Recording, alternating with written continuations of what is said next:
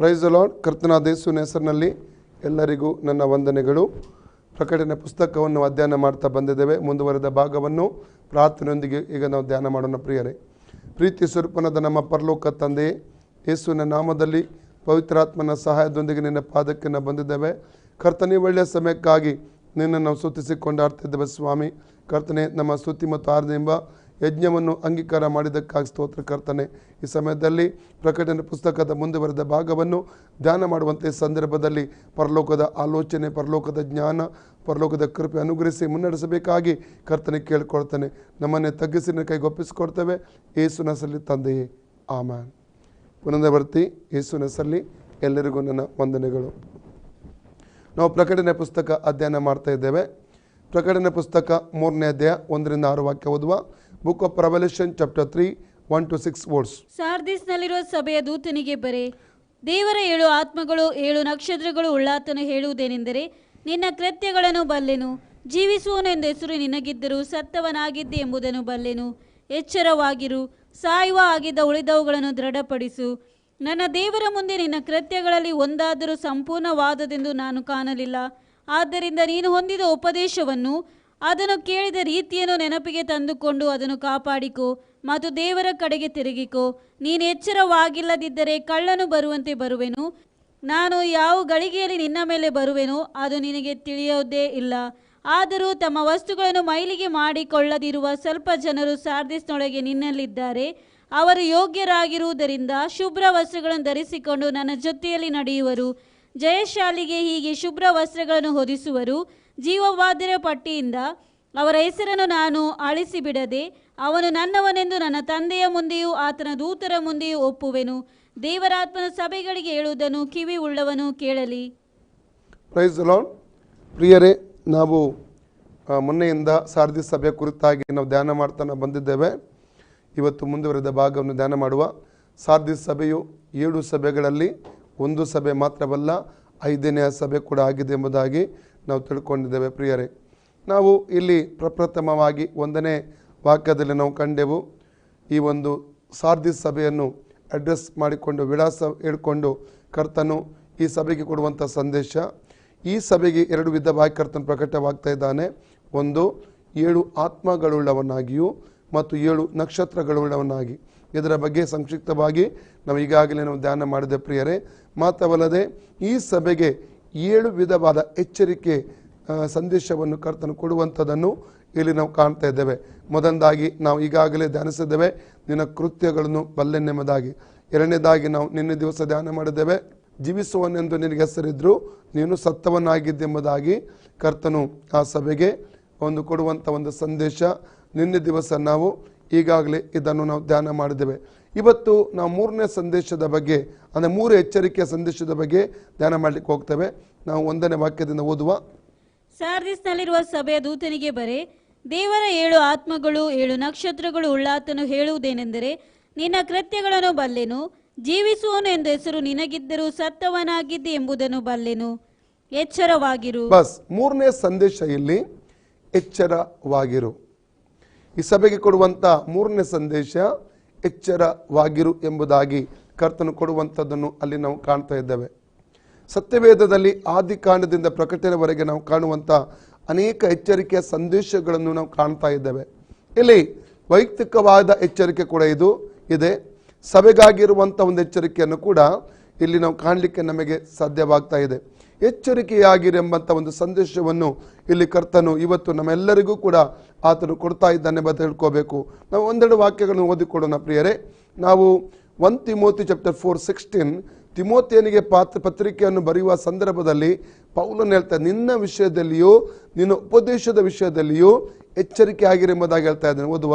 ನಿನ್ನ ವಿಷಯದಲ್ಲಿಯೂ ನಿನ್ನ ಉಪದೇಶದ ವಿಷಯದಲ್ಲಿಯೂ ಎಚ್ಚರಿಕೆಯಾಗಿರು. ನೀನು ಈ ಕಾರ್ಯಗಳಲ್ಲಿ ನಿರತನಾಗಿರು. ಹೀಗಿರುವುದರಿಂದ ನಿನ್ನನ್ನು ನಿನ್ನ ಉಪದೇಶ ಕೇಳುವವರನ್ನು ರಕ್ಷಿಸುವಿ. ನೋಡಿ, ನಿನ್ನನ್ನು ನೀನು ರಕ್ಷಿಸಿಕೊಳ್ಳಬೇಕು. ಪೌಲನೊಂದು ಮಾತು ಹೇಳ್ತಾನೆ, 1 ಕೊರಿಂಥ 9:27, 1 ಕೊರಿಂಥ 9:27 ವಾಕ್ಯದಲ್ಲಿ, ಇತರರನ್ನು ಹೋರಾಟಕ್ಕೆ ಕರೆದ ಮೇಲೆ ನಾನು ಅಯೋಗ್ಯನಾದನೆಂಬುದ ಕಾರಣಕ್ಕೋಸ್ಕರ ನನ್ನ ಶರೀರವನ್ನು ಜಜ್ಜಿ ಸ್ವಾಧೀನಪಡಿಸಿಕೊಳ್ತೇನೆಂಬುದಾಗಿ ಪೌಲನಲ್ಲಿ ಹೇಳುವಂತ ನೋಡ್ತಾ ಇದ್ದೇವೆ. ಅಂದರೆ ನಿನ್ನ ಉಪದೇಶ ಕೇಳುವವರು ನಿನ್ನನ್ನು ರಕ್ಷಿಸಿಕೊಳ್ಬೇಕು, ನಿನ್ನ ಉಪದೇಶ ಕೇಳುವವರನ್ನು ಕೂಡ ನೀನು ರಕ್ಷಿಸಬೇಕೆಂಬುದಾಗಿ ಇಲ್ಲಿ ಪೌಲನು ತಿಮೋಥೆಯರಿಗೆ ಎಚ್ಚರಿಕೆ ಕೊಡುವಂಥದ್ದನ್ನು ಇಲ್ಲಿ ನಾವು ಕಾಣ್ತಾ ಇದ್ದೇವೆ ಪ್ರಿಯರೇ. ಅಂದರೆ ನಾವು ರಕ್ಷಣೆ ಹೊಂದುವುದು ದೇವರ ಚಿತ್ತ.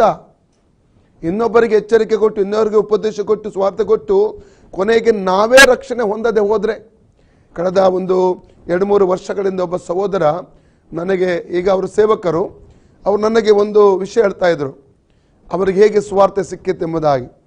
ಒಬ್ಬ ಸಹೋದರರು ತುಂಬ ವರ್ಷದಿಂದ ಕರ್ತನಲ್ಲಿ ಇದ್ರಂತೆ, ಅವರಿಗೆ ಸ್ವಾರ್ಥೆಯನ್ನು ಹೇಳ್ತಾ ಇದ್ರಂತೆ. ಇವರು ಬಿಡದೆ ಅಂದರೆ ಇವರಿಗೆ ಆಸಕ್ತಿ ಇಲ್ಲದಿದ್ದರೂ ಹೇಗಾದರೂ ಮಾಡಿ ಸಂದರ್ಭ ಹುಡುಕಿ ಇವರಿಗೆ ಸ್ವಾರ್ಥೆಯನ್ನು ಕೊಡ್ತಾ ಇದ್ರಂತೆ. ಆಗ ಇವರು ಕುಡಿಯುತ್ತಿದ್ದರು ಮತ್ತು ತಪ್ಪು ಮಾರ್ಗದಲ್ಲಿ ಇವರಿದ್ದರು. ಆಗ ಹೇಗೋ ಆ ಸಹೋದರರ ಪ್ರಯತ್ನದಿಂದಾಗಿ ಇವರಿಗೆ ಸುವಾರ್ತೆಯನ್ನು ಒಂದು ದಿವಸ ಅವರು ಅಂಗೀಕಾರ ಮಾಡಿಕೊಂಡ್ರು, ರಕ್ಷಣೆ ಹೊಂದಿದ್ರು. ತಂದೆ ಮಗ ಪವಿತ್ರ ನೀರಲ್ಲಿ ಮುಳುಗಿ ದೀಕ್ಷೆ ತೆಗೆದುಕೊಂಡ್ರು. ಹಾಗೆ ಇವರು ಆತ್ಮಿಕವಾಗಿ ಸಭೆಯಲ್ಲಿ ಬೆಳೀತಾ ಬಂದರು. ಇವತ್ತು ಅವರು ಸೇವಕರಾಗಿದ್ದಾರೆ. ಹಾಗೆ ಆದರೆ ಏನಾಯ್ತಂದರೆ, ಇವತ್ತು ಸ್ಟ್ರಾಂಗ್ ಆದ ಮೇಲೆ ಇವರಿಗೆ ಸ್ವಾರ್ಥ ಕೊಟ್ಟಂಥ ವ್ಯಕ್ತಿ ಹಿಂಜಾರಿ ಹೋದ್ರಂತೆ. ಆತ್ಮಿಕವಾಗಿ ಹಿಂಜಾರಿ ಹೋಗಿ ಪುನಃ ಕುಡುಕನಾಗಿ ಬಿಟ್ರು. ಇವತ್ತು ಕೂಡ ಅವರು ಮಾನಸಾಂತರಪಟ್ಟು ತಿರುಗಿ ಬರಲಿಲ್ಲ, ಇವತ್ತು ಕುಡುಕರಾಗಿ ಜೀವನ ಮಾಡ್ತಾ ಇದ್ದಾರೆ. ಅಂದರೆ ಅವರು ನನಗೆ ಹೇಳ್ತಾ ಇದ್ರು, ಆ ವ್ಯಕ್ತಿ ನನ್ನನ್ನು ರಕ್ಷಣೆಗೆ ನಡೆಸಲಿಕ್ಕೆ ಎಷ್ಟೋ ಪ್ರಯಾಸ ಪಡ್ತಾ ಇದ್ದ. ಹಗಲು ರಾತ್ರಿ ಎನ್ನದೇ ನನ್ನ ಹಿಂದಕ್ಕೆ ಬೀಳ್ತಾ ಇದ್ದ, ನನಗೆ ಪ್ರೀತಿಯಿಂದ ನನಗೆ ಸೇವೆ ಮಾಡ್ತಾ ಇದ್ದ. ಆ ರೀತಿಯಲ್ಲಿ ಹೇಗೋ ಮಾಡಿ ಒಂದು ದಿವಸ ನನಗೆ ಸುವಾರ್ತೆ ಕೊಟ್ಟು ರಕ್ಷಣೆ ನಡೆಸೇ ಬಿಟ್ಟೆ ಎಂಬುದಾಗಿ ಹೇಳ್ತಿದ್ರು. ಆದರೆ ದುಃಖದ ಸಂಧಿ ಏನು ಗೊತ್ತುಂಟು, ಇವರು ಸೇವಕರಾಗಿ ಬಿಟ್ಟಿದ್ದಾರೆ. ಇವರಿಗೆ ಸ್ವಾರ್ಥ ಕೊಟ್ಟ ವ್ಯಕ್ತಿ ಇವತ್ತು ಹಿಂಜಾರಿ ಹೋಗಿ ಕುಡುಕತನದಲ್ಲಿ ಲೋಕ ಪ್ರಕಾರವಾಗಿ ಇವತ್ತು ಜೀವನ ಮಾಡ್ತಾ ಇದ್ದಾರೆ ಪ್ರಿಯರೇ. ಹಾಗಾದರೆ ಇಲ್ಲಿ ದೇವರು ಇವತ್ತು ನಮಗೆ ಎಚ್ಚರವಾಗಿರು ಎಂಬಂಥ ಸಂದೇಶ ಇನ್ನೊಬ್ಬರ ಕುರಿತು ಎಚ್ಚರವಾಗಿರಲ್ಲ, ನಮ್ಮ ಕುರಿತಾಗಿ ನಾವು ಸ್ವಂತ ಎಚ್ಚರಿಕೆ ಆಗಿರಬೇಕು ಪ್ರಿಯರೇ. ಅಲ್ಲಲ್ಲಿಯ ಹಾಗಾದರೆ ಇನ್ನೊಬ್ಬರನ್ನು ನಿನ್ನನ್ನು ನೀನು ರಕ್ಷಿಸಿಕೊಳ್ಳುವೆ ಎಂಬುದಾಗಿ ನಾವು 1 ತಿಮೋಥೆ 4:16 ನಾವು ಇವತ್ತು ಓದಿದ್ದೇವೆ ಪ್ರಿಯರೇ. ಇನ್ನೊಂದು ವಾಕ್ಯ ಓದಿಕೊಳ್ಳೋಣ. ಅಪೊಸ್ತಲರ ಕಥೆ 20-28 ವಾಕ್ಯ. Acts of apostle chapter 20 verses 28. ದೇವರು ಸ್ವರಕ್ತದಿಂದ ಸಂಪಾದಿಸಿಕೊಂಡ ಸಭೆಯನ್ನು ಪರಿಪಾಲಿಸುವುದಕ್ಕಾಗಿ ಪವಿತ್ರಾತ್ಮನು ನಿಮ್ಮನ್ನೇ ಆ ಹಿಂಡಿನಲ್ಲಿ ಅಧ್ಯಕ್ಷರಾಗಿ ಇಟ್ಟಿರುವುದರಿಂದ ನಿಮ್ಮ ವಿಷಯದಲ್ಲಿಯೂ ಎಲ್ಲಾ ಹಿಂಡಿನ ವಿಷಯದಲ್ಲಿಯೂ ಎಚ್ಚರಿಕೆಯಾಗಿರಿ. ಫಸ್ಟ್ ನಿಮ್ಮ ವಿಷಯದಲ್ಲಿಯೂ ಮತ್ತೆ ಇಂಡಿನ ವಿಷಯದಲ್ಲಿಯೂ. ಮೊದಲು ನಮ್ಮ ವಿಷಯದಲ್ಲಿ ಎಚ್ಚರಿಕೆ ಆಗಿರಬೇಕು, ಮತ್ತೆ ಇನ್ನೊಬ್ಬರ ಕುರಿತಾಗಿ ಕೂಡ ಎಚ್ಚರಿಕೆ. Praise God. ಅದನ್ನ ಸ್ಪಷ್ಟವಾಗಿ ಕರ್ತನಲ್ಲಿ ಹೇಳ್ತಾ ಇದ್ದಾನೆ. ಇವತ್ತು ಎಚ್ಚರಿಕೆಯಾಗಿರುವಂಥದ್ದು ನಮ್ಮ ವಿಷಯದಲ್ಲಿ. ನಾವು ಬಿದ್ದು ಹೋಗಬಾರದು. 1 Corinthians chapter 10-12 ಹೇಳ್ತದೆ. 1 Corinthians 10-12 ಹೇಳ್ತದೆ, ನಿಂತಿದ್ದೇನೆಂದು ನೆನೆಸುವವನು ಬೀಳದಂತೆ ಎಚ್ಚರಿಕೆ ವಹಿಸಲಿ. ನಿಂತಿದೆಂದು ನೆನೆಸುವವನು ಬೀಳದಂತೆ ಎಚ್ಚರಿಕೆ ವಹಿಸಲಿ. ಸ್ಪಷ್ಟವಾದ ವಾರ್ತೆಯನ್ನು ಅಲ್ಲಿ ನಾವು ಕಾಣಲಿಕ್ಕೆ ನಮಗೆ ಸಾಧ್ಯವಾಗುತ್ತದೆ ಪ್ರಿಯರೇ. ಅಲ್ಲಲ್ಲಿಯ ಸತ್ಯವೇದವನ್ನು ಓದುವಾಗ ಅನೇಕ ಭಕ್ತರ ಕುರಿತಾಗಿ ನಾವು ನೋಡ್ತೇವೆ. ಅವರಿಗೆ ಎಚ್ಚರಿಕೆ ಇದ್ರೂ ಕೂಡ ಅವರು ಬಿದ್ದು ಹೋಗಿರುವುದನ್ನು ನಾವು ಕಾಣ್ತೇವೆ. ಕೆಲವೊಬ್ಬರ ವಿಷಯದಲ್ಲಿ ಈ ಸಂದರ್ಭದಲ್ಲಿ ನಾವು ಧ್ಯಾನ ಮಾಡೋಣ ಪ್ರಿಯರೇ. ಕಾರಣ ಅವರಿಂದ ನಾವು ಕಲಿತುಕೊಳ್ಳುವಂಥ ಅನೇಕ ಸಂಗತಿಗಳಿದೆ ಪ್ರಿಯರೇ. ನಾವು ಮೊದಲದಾಗಿ ಲೋಟನ ಹೆಂಡತಿಯ ಕುರಿತಾಗಿ ಓದ್ತೇವೆ. ಅಲ್ಲಲ್ಲಿಯ ಲೋಟನ ಹೆಂಡತಿ. ನಾವು ಲೂಕ್ ಚಾಪ್ಟರ್ 17:32 ವಾಕ್ಯ ಓದುವುದಾದರೆ, ಲೂಕ 17:32 ಹೇಳ್ತದೆ. ಅಲ್ಲಿ ಒಂದೇ ಒಂದು ಪದ ಬಳಸಲಾಗಿದೆ, 1 ಲೈನ್. ಏನು ಹೇಳ್ತದೆ ಅಲ್ಲಿ? ಲೋಟನ ಹೆಂಡತಿಯನ್ನು ನೆನಪು ಮಾಡಿಕೊಳ್ಳಿರಿ. ಹೌದಾ? ಓದಿ. ಲೋಟನ ಹೆಂಡತಿಯನ್ನು ನೆನಪಿಗೆ ತಂದುಕೊಳ್ಳಿರಿ. ಅಷ್ಟೇ, 32 ವರ್ಸ್ ಅಷ್ಟೇ ಹೇಳ್ತದೆ.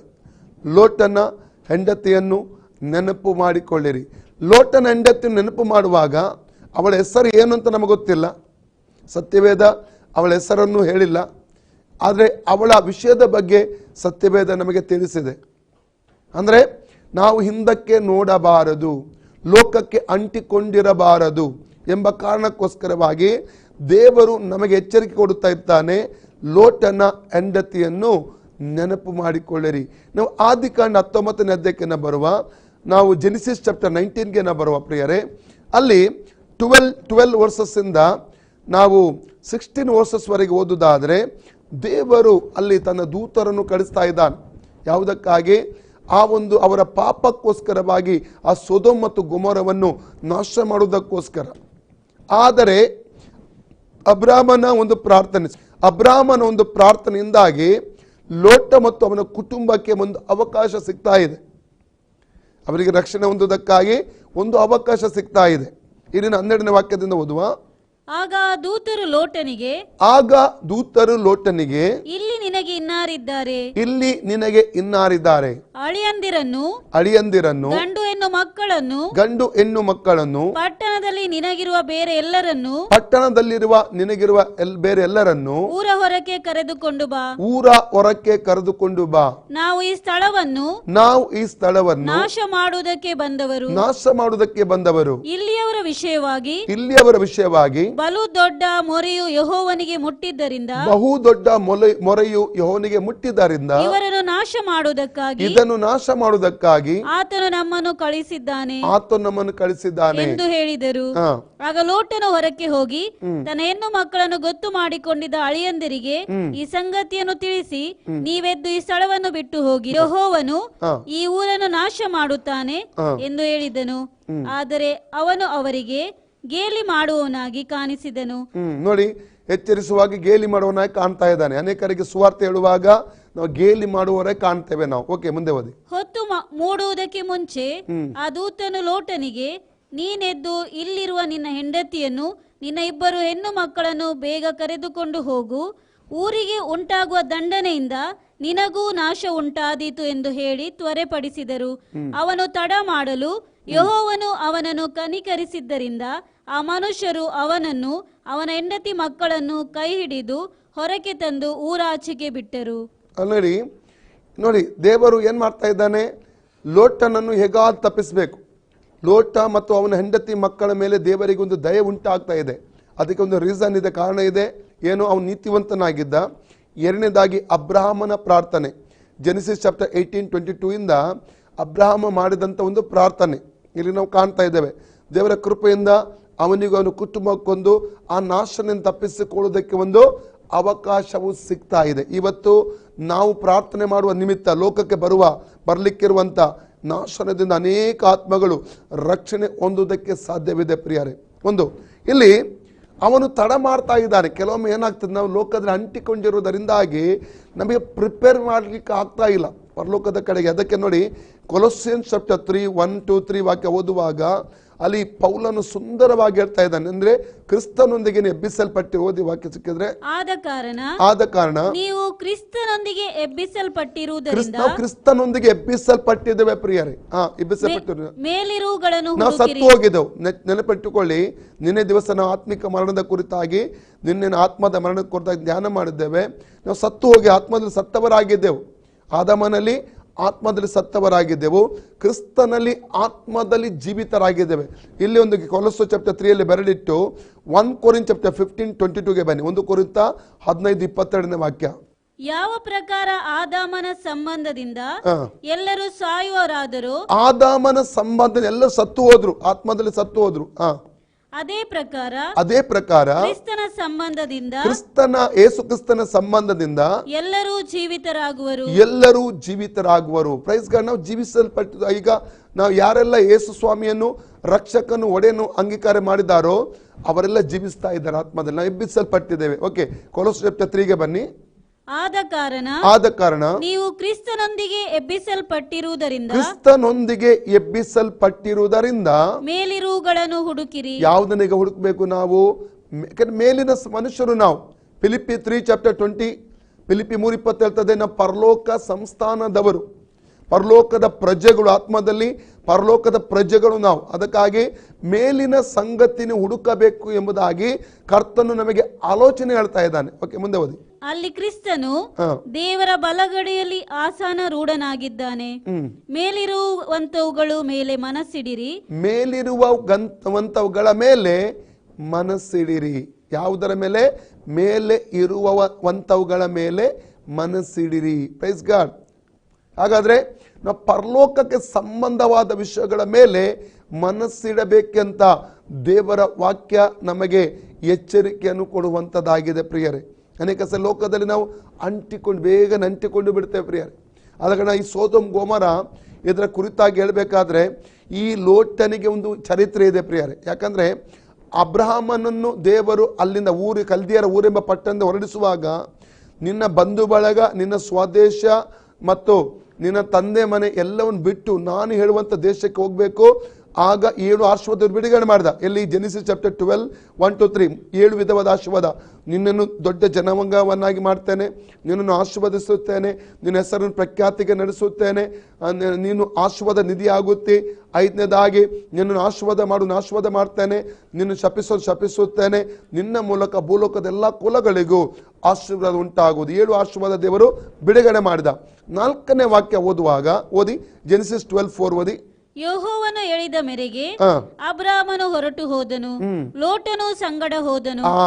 ತಮ್ಮನ ಮಗನಾದ ಅಬ್ರಹಾಮನ ತಮ್ಮನ ಮಗನ ಲೋಟನು ಸಂಗಡ ಹೋಗ್ತಾನೆ. ಲೋಟನು ಆತ್ಮಿಕ ವ್ಯಕ್ತಿ ಅಲ್ಲ, ಆತ್ಮಿಕವಾದ ದರ್ಶನ ಆತನಿಗೆ ಇರಲಿಲ್ಲ. ಅಬ್ರಹಾಮನಿಗಿದ್ದಂಥ ಒಂದು ದರ್ಶನ ಈ ಲೋಟನಿಗೆ ಇರಲಿಲ್ಲ. ಆದರೂ ಅಬ್ರಹಾಮನೊಟ್ಟಿಗೆ ಆತನು ಹೊರಡುವಂಥದ್ದನ್ನು ಇಲ್ಲಿ ಕಾಣ್ತೇವೆ. ಅಬ್ರಹಾಮನ ಕೂಡ ಒಂದು ಸ್ವೀಕರಿಸುವಂಥದ್ದನ್ನು ಇಲ್ಲಿ ನಾವು ಕಾಣ್ತಾ ಇದ್ದೇವೆ ಪ್ರಿಯರೇ. ಕೊನೆಗೆ ನಾವು ನೋಡ್ತೇವೆ 13ನೇ ಅಧ್ಯಾಯದಲ್ಲಿ ಜೆನಿಸಿಸ್ ಚಾಪ್ಟರ್ 13ನಲ್ಲಿ ನಾವು ನೋಡ್ತೇವೆ 1-4 ಓದಿದ್ರೆ ಅಪಾರವಾದ ಆಸ್ತಿಯನ್ನು ಅಲ್ಲಿ ಅವರು ಸಂಪಾದನೆ ಮಾಡ್ತಾರೆ. ಅಪಾರವಾದ ಆಸ್ತಿ ಸಂಪಾದನೆ ಮಾಡ್ತಾರೆ. ಅವರ ದನಕಾಯರವ್ರ ಮಧ್ಯದಲ್ಲಿ ಜಗಳ ಉಂಟಾಯಿತು. ಅವರಿಗೆ ಸ್ಥಳ ಸಾಕಾಗ್ತಾ ಇಲ್ಲ. ಬೇರ್ಪಾಡುವಂಥ ಒಂದು ಸಮಯ, ಅವರು ಸಪ್ರೇಟ್ ಆಗುವಂಥ ಒಂದು ಸಮಯ ಬಂತು. ಅಲ್ಲಿ ಆ ಸಂದರ್ಭದಲ್ಲಿ ಅಬ್ರಹಾಮನು ಅವನಿಗೆ ಒಂದು ಅವಕಾಶ ಕೊಡ್ತಾನೆ. ನೀನು ಆಚೆ ಹೋದ್ರೆ ನಾನು ಈಚೆ ಹೋಗ್ತೇನೆ, ನೀನು ಈಚೆ ಹೋದ್ರೆ ಆಚೆ ಹೋಗ್ತೇನೆ. ಅಬ್ರಹಾಮನಿಗೆ ಅವಕಾಶ ಇತ್ತು. ಮೊದಲನೇದಾಗಿ ನಾನು ಯಾವುದನ್ನು ಆರಿಸಿಕೊಳ್ಬೇಕು, ಆದರೆ ಅವಕಾಶವನ್ನು ಲೋಟನಿಗೆ ಕೊಡ್ತಾ ಇದ್ದಾನೆ. ಲೋಟನು ಯೋರ್ದಾನಿನ ನೀರಾವರಿ ಪ್ರದೇಶವನ್ನು ಆರಿಸಿಕೊಂಡು ಹೋಗುವಂಥದ್ದನ್ನು ನಾವು ನೋಡ್ತೇವೆ. ನೀವು 1-13 ವಾಕ್ಯ ಓದಿದ್ರೆ ಎಲ್ಲ ವಿಷಯ ನಿಮಗೆ ಗೊತ್ತಾಗುತ್ತದೆ. ಈಗ ಓದಲಿಕ್ಕೆ ಹೋದರೆ ನಮಗೆ ಸಾಕಾಗುವುದಿಲ್ಲ. ಆದರೆ ಒಂದು ವಾಕ್ಯ ಮಾತ್ರ ಇದರಲ್ಲಿ ಓದಲಿಕ್ಕೆ ನಾನು ಇಷ್ಟಪಡ್ತೇನೆ. ಜೆನಿಸಿಸ್ ಚಾಪ್ಟರ್ 13:12 ಅಂದರೆ ಅವನು ಹೊರಡುತ್ತಾ ಎಲ್ಲಿಗೆ ಹೋಗ್ತಾ ಇದ್ದಾನೆ? ಆತನು ಸೋದೋಮ್ ಗೊಮೋರದ ಸುತ್ತಮುತ್ತಲು ಅವನು ಗುಡ್ಡಾರ ಹಾಕ್ತಾ ಇದ್ದಾನೆ. ಓದಿ ಸಿಕ್ಕಿದ್ರೆ. ಹೀಗೆ ಅವರಿಬ್ಬರು ಪ್ರತ್ಯೇಕವಾದರು. ಅಬ್ರಹಾಮನು ಕಾನಾನ್ ದೇಶದಲ್ಲಿ ವಾಸ ಮಾಡಿದನು.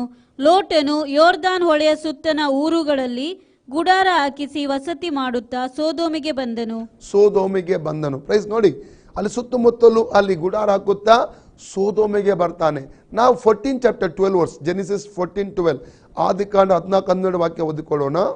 ಸೋದೋಮಿನಲ್ಲಿ ವಾಸವಾಗಿದ್ದ ಅಬ್ರಾಮನ ತಮ್ಮನ ಮಗನಾದ ಲೋಟನನ್ನು ಅವನ ಆಸ್ತಿ ಸಹಿತ ಹಿಡಿದುಕೊಂಡು ಹೋದರು. ನೋಡಿ, ಮೊದಲು ಸುತ್ತಲೂ ಗುಡಾರ ಹಾಕಿದ, ಈಗ ಸೋದೋಮಿನ ಒಳಗಡೆ ಬಂದು ಬಿಟ್ಟ. ಸೋದೋಮಿನಿಗೆ ಒಳಗಿರುವಂಥದ್ದು ನೋಡ್ತಾ ಇದ್ದೇವೆ. 19 ಚಾಪ್ಟರ್ 1-2 ಜೆನಿಸಿಸ್ 19:1-2 ಆದಿಕಾಂಡ 19:1-2 ವಾಕ್ಯ ಓದಿ. ಆ ದೂತರಿಬ್ಬರು ಸಾಯಂಕಾಲದಲ್ಲಿ ಸೋದೋಮಿಗೆ ಬಂದಾಗ ಲೋಟನು ಸೋದೋಮಿನ ಊರ ಬಾಗಿಲಲ್ಲಿ ಕೂತುಕೊಂಡಿದ್ದರು. ನೋಡಿ, ಈಗ ಗೇಟ್ ಕಾಯ್ತಾ ಇದ್ದಾನೆ. ಸೋದೋಮ್ ಗೊಮೋರದ ಗೇಟ್ ಕೀಪರ್ ಗೇಟ್ ಕಾಯ್ತಾ ಇದೆ, ಬರುವವರಿಗೆಲ್ಲ ವೆಲ್ಕಮ್ ಮಾಡ್ಲಿಕ್ಕೆ. ಅಂದ್ರೆ ನಾನು ಏನು ಹೇಳಲಿಕ್ಕೆ ಇಷ್ಟಪಡ್ತೇನೆ ಅಂದ್ರೆ, ಪಾಪ ಎಂಬುವಂಥದ್ದು ಹೇಗೆ ನಮ್ಮನ್ನು ವಂಚಿಸುತ್ತದೆ ಪ್ರಿಯರೇ. ಅಂದರೆ ಹೇಗೆ ಲೋಕ ನಮ್ಮನ್ನು ಆಕರ್ಷಿಸಿ ದೇವರಿಂದ ಹೇಗೆ ದೂರ ಕೊಂಡೋಗ್ತದೆ ಎಂಬುದಾಗಿ ಹೇಳುವುದಕ್ಕೆ ಇದರ ಮೂಲಕವಾಗಿ ಇಷ್ಟಪಡ್ತೇನೆ ಪ್ರಿಯರೇ. ಸೊದೋಮ್ ಗೊಮೋರದಲ್ಲಿ ಇರುವಂಥದ್ದು ಲೋಟನು ದೇವರ ಚಿತ್ತ ಆಗಿರಲಿಲ್ಲ. ಈಗ ಅಲ್ಲಿಯ ಸುಖ ಭೋಗಗಳಿಗೆ ಅವನು ಅಂಟಿಕೊಂಡು ಹೋಗಿದ್ದಾನೆ. ಅವನು ಮಾತ್ರವಲ್ಲ, ಅವನ ಹೆಂಡತಿ ಮಕ್ಕಳು ಕೂಡ ಅಂಟಿ ಹೋಗಿದ್ದಾರೆ. ಈಗ ದೇವರು ಅದರ ಪಾಪದ ನಿಮಿತ್ತ ಸೊದೋಮ್ ಗೊಮೋರವನ್ನು ನಾಶ ಮಾಡುವುದಕ್ಕಾಗಿ ಬಂದಿದ್ದಾನೆ. ಈಗ ಅವನಿಗೆ ಆಚೆ ಕಡೆ ಹೋಗ್ಬೇಕಂತ ಹೇಳಿದಾಗ ಅವನು ತಡ ಮಾಡ್ತಾ ಇದ್ದಾನೆ. 17ನೇ ವಾಕ್ಯ ಓದುವ.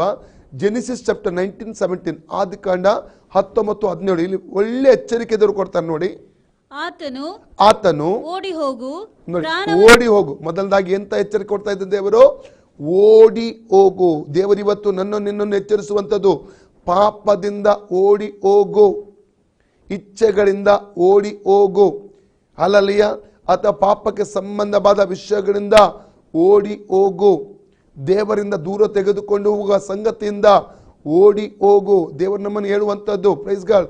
ಅವತ್ತು ವ್ಯಭಿಚಾರ ಪಾಪದಲ್ಲಿ ಬಿದ್ದು ಹೋಗಬೇಕಂತ ಯೋಸೇಫನು ಓಡಿ ಹೋದ. ಜೆನಿಸಿಸ್ ಚಾಪ್ಟರ್ 39:1-2 ಜೆನಿಸಿಸ್ 39:7-20 ವಾಕ್ಯದಲ್ಲಿ ಓದ್ತೇವೆ ನಾವು. ಯೋಸೆಫ ಓಡಿ ಹೋದ. Praise God. ಇನ್ನೊಂದು ವಾಕ್ಯ ಹೇಳ್ತದೆ 1 Corinthians 6:18 ಕೂಡ, ಅಲ್ಲಿ ನಾವು ಸಿಕ್ಕಿದ್ರೆ ಓದಿ. 1 Corinthians 6:18. ಜಾರತ್ವಕ್ಕೆ ದೂರವಾಗಿ ಓಡಿ ಹೋಗಿರಿ. ಜಾರತ್ವಕ್ಕೆ ದೂರವಾಗಿ ಓಡಿ ಹೋಗಿರಿ. ಮನುಷ್ಯರು ಮಾಡುವ ಇತರ ಪಾಪ ಕೃತ್ಯಗಳು, ಮನುಷ್ಯರು ಮಾಡುವ ಇತರ ಪಾಪ ಕೃತ್ಯಗಳು ದೇಹಕ್ಕೆ ಹೊರಗಾಗಿವೆ, ದೇಹಕ್ಕೆ ಹೊರಗಾಗಿವೆ. ಆದರೆ ಜಾರತ್ವ ಮಾಡುವವನು ತನ್ನ ದೇಹಕ್ಕೆ ಹಾನಿಕರವಾದ ಪಾಪವನ್ನು ಮಾಡುತ್ತಾನೆ. Praise God.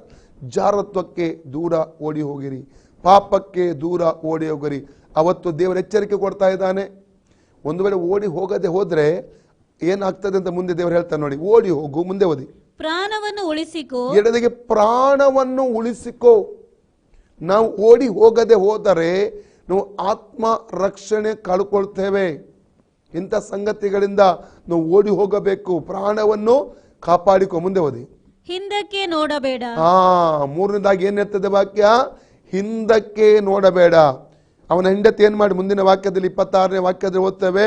ಅವಳು ಹಿಂದೆ 26ನೇ ವಾಕ್ಯ ಓದಿ ಸಿಕ್ಕಿದ್ರೆ 26 words. ಲೋಟನ ಹೆಂಡತಿ ಅವನ ಹಿಂದೆ ಬರುತ್ತಿರುವಾಗ ಹಿಂದಿರುಗಿ ನೋಡಿದ. ಯಾಕೆ ಹಿಂದಿರುಗಿ ನೋಡ್ತಾಳೆ ಅವಳು?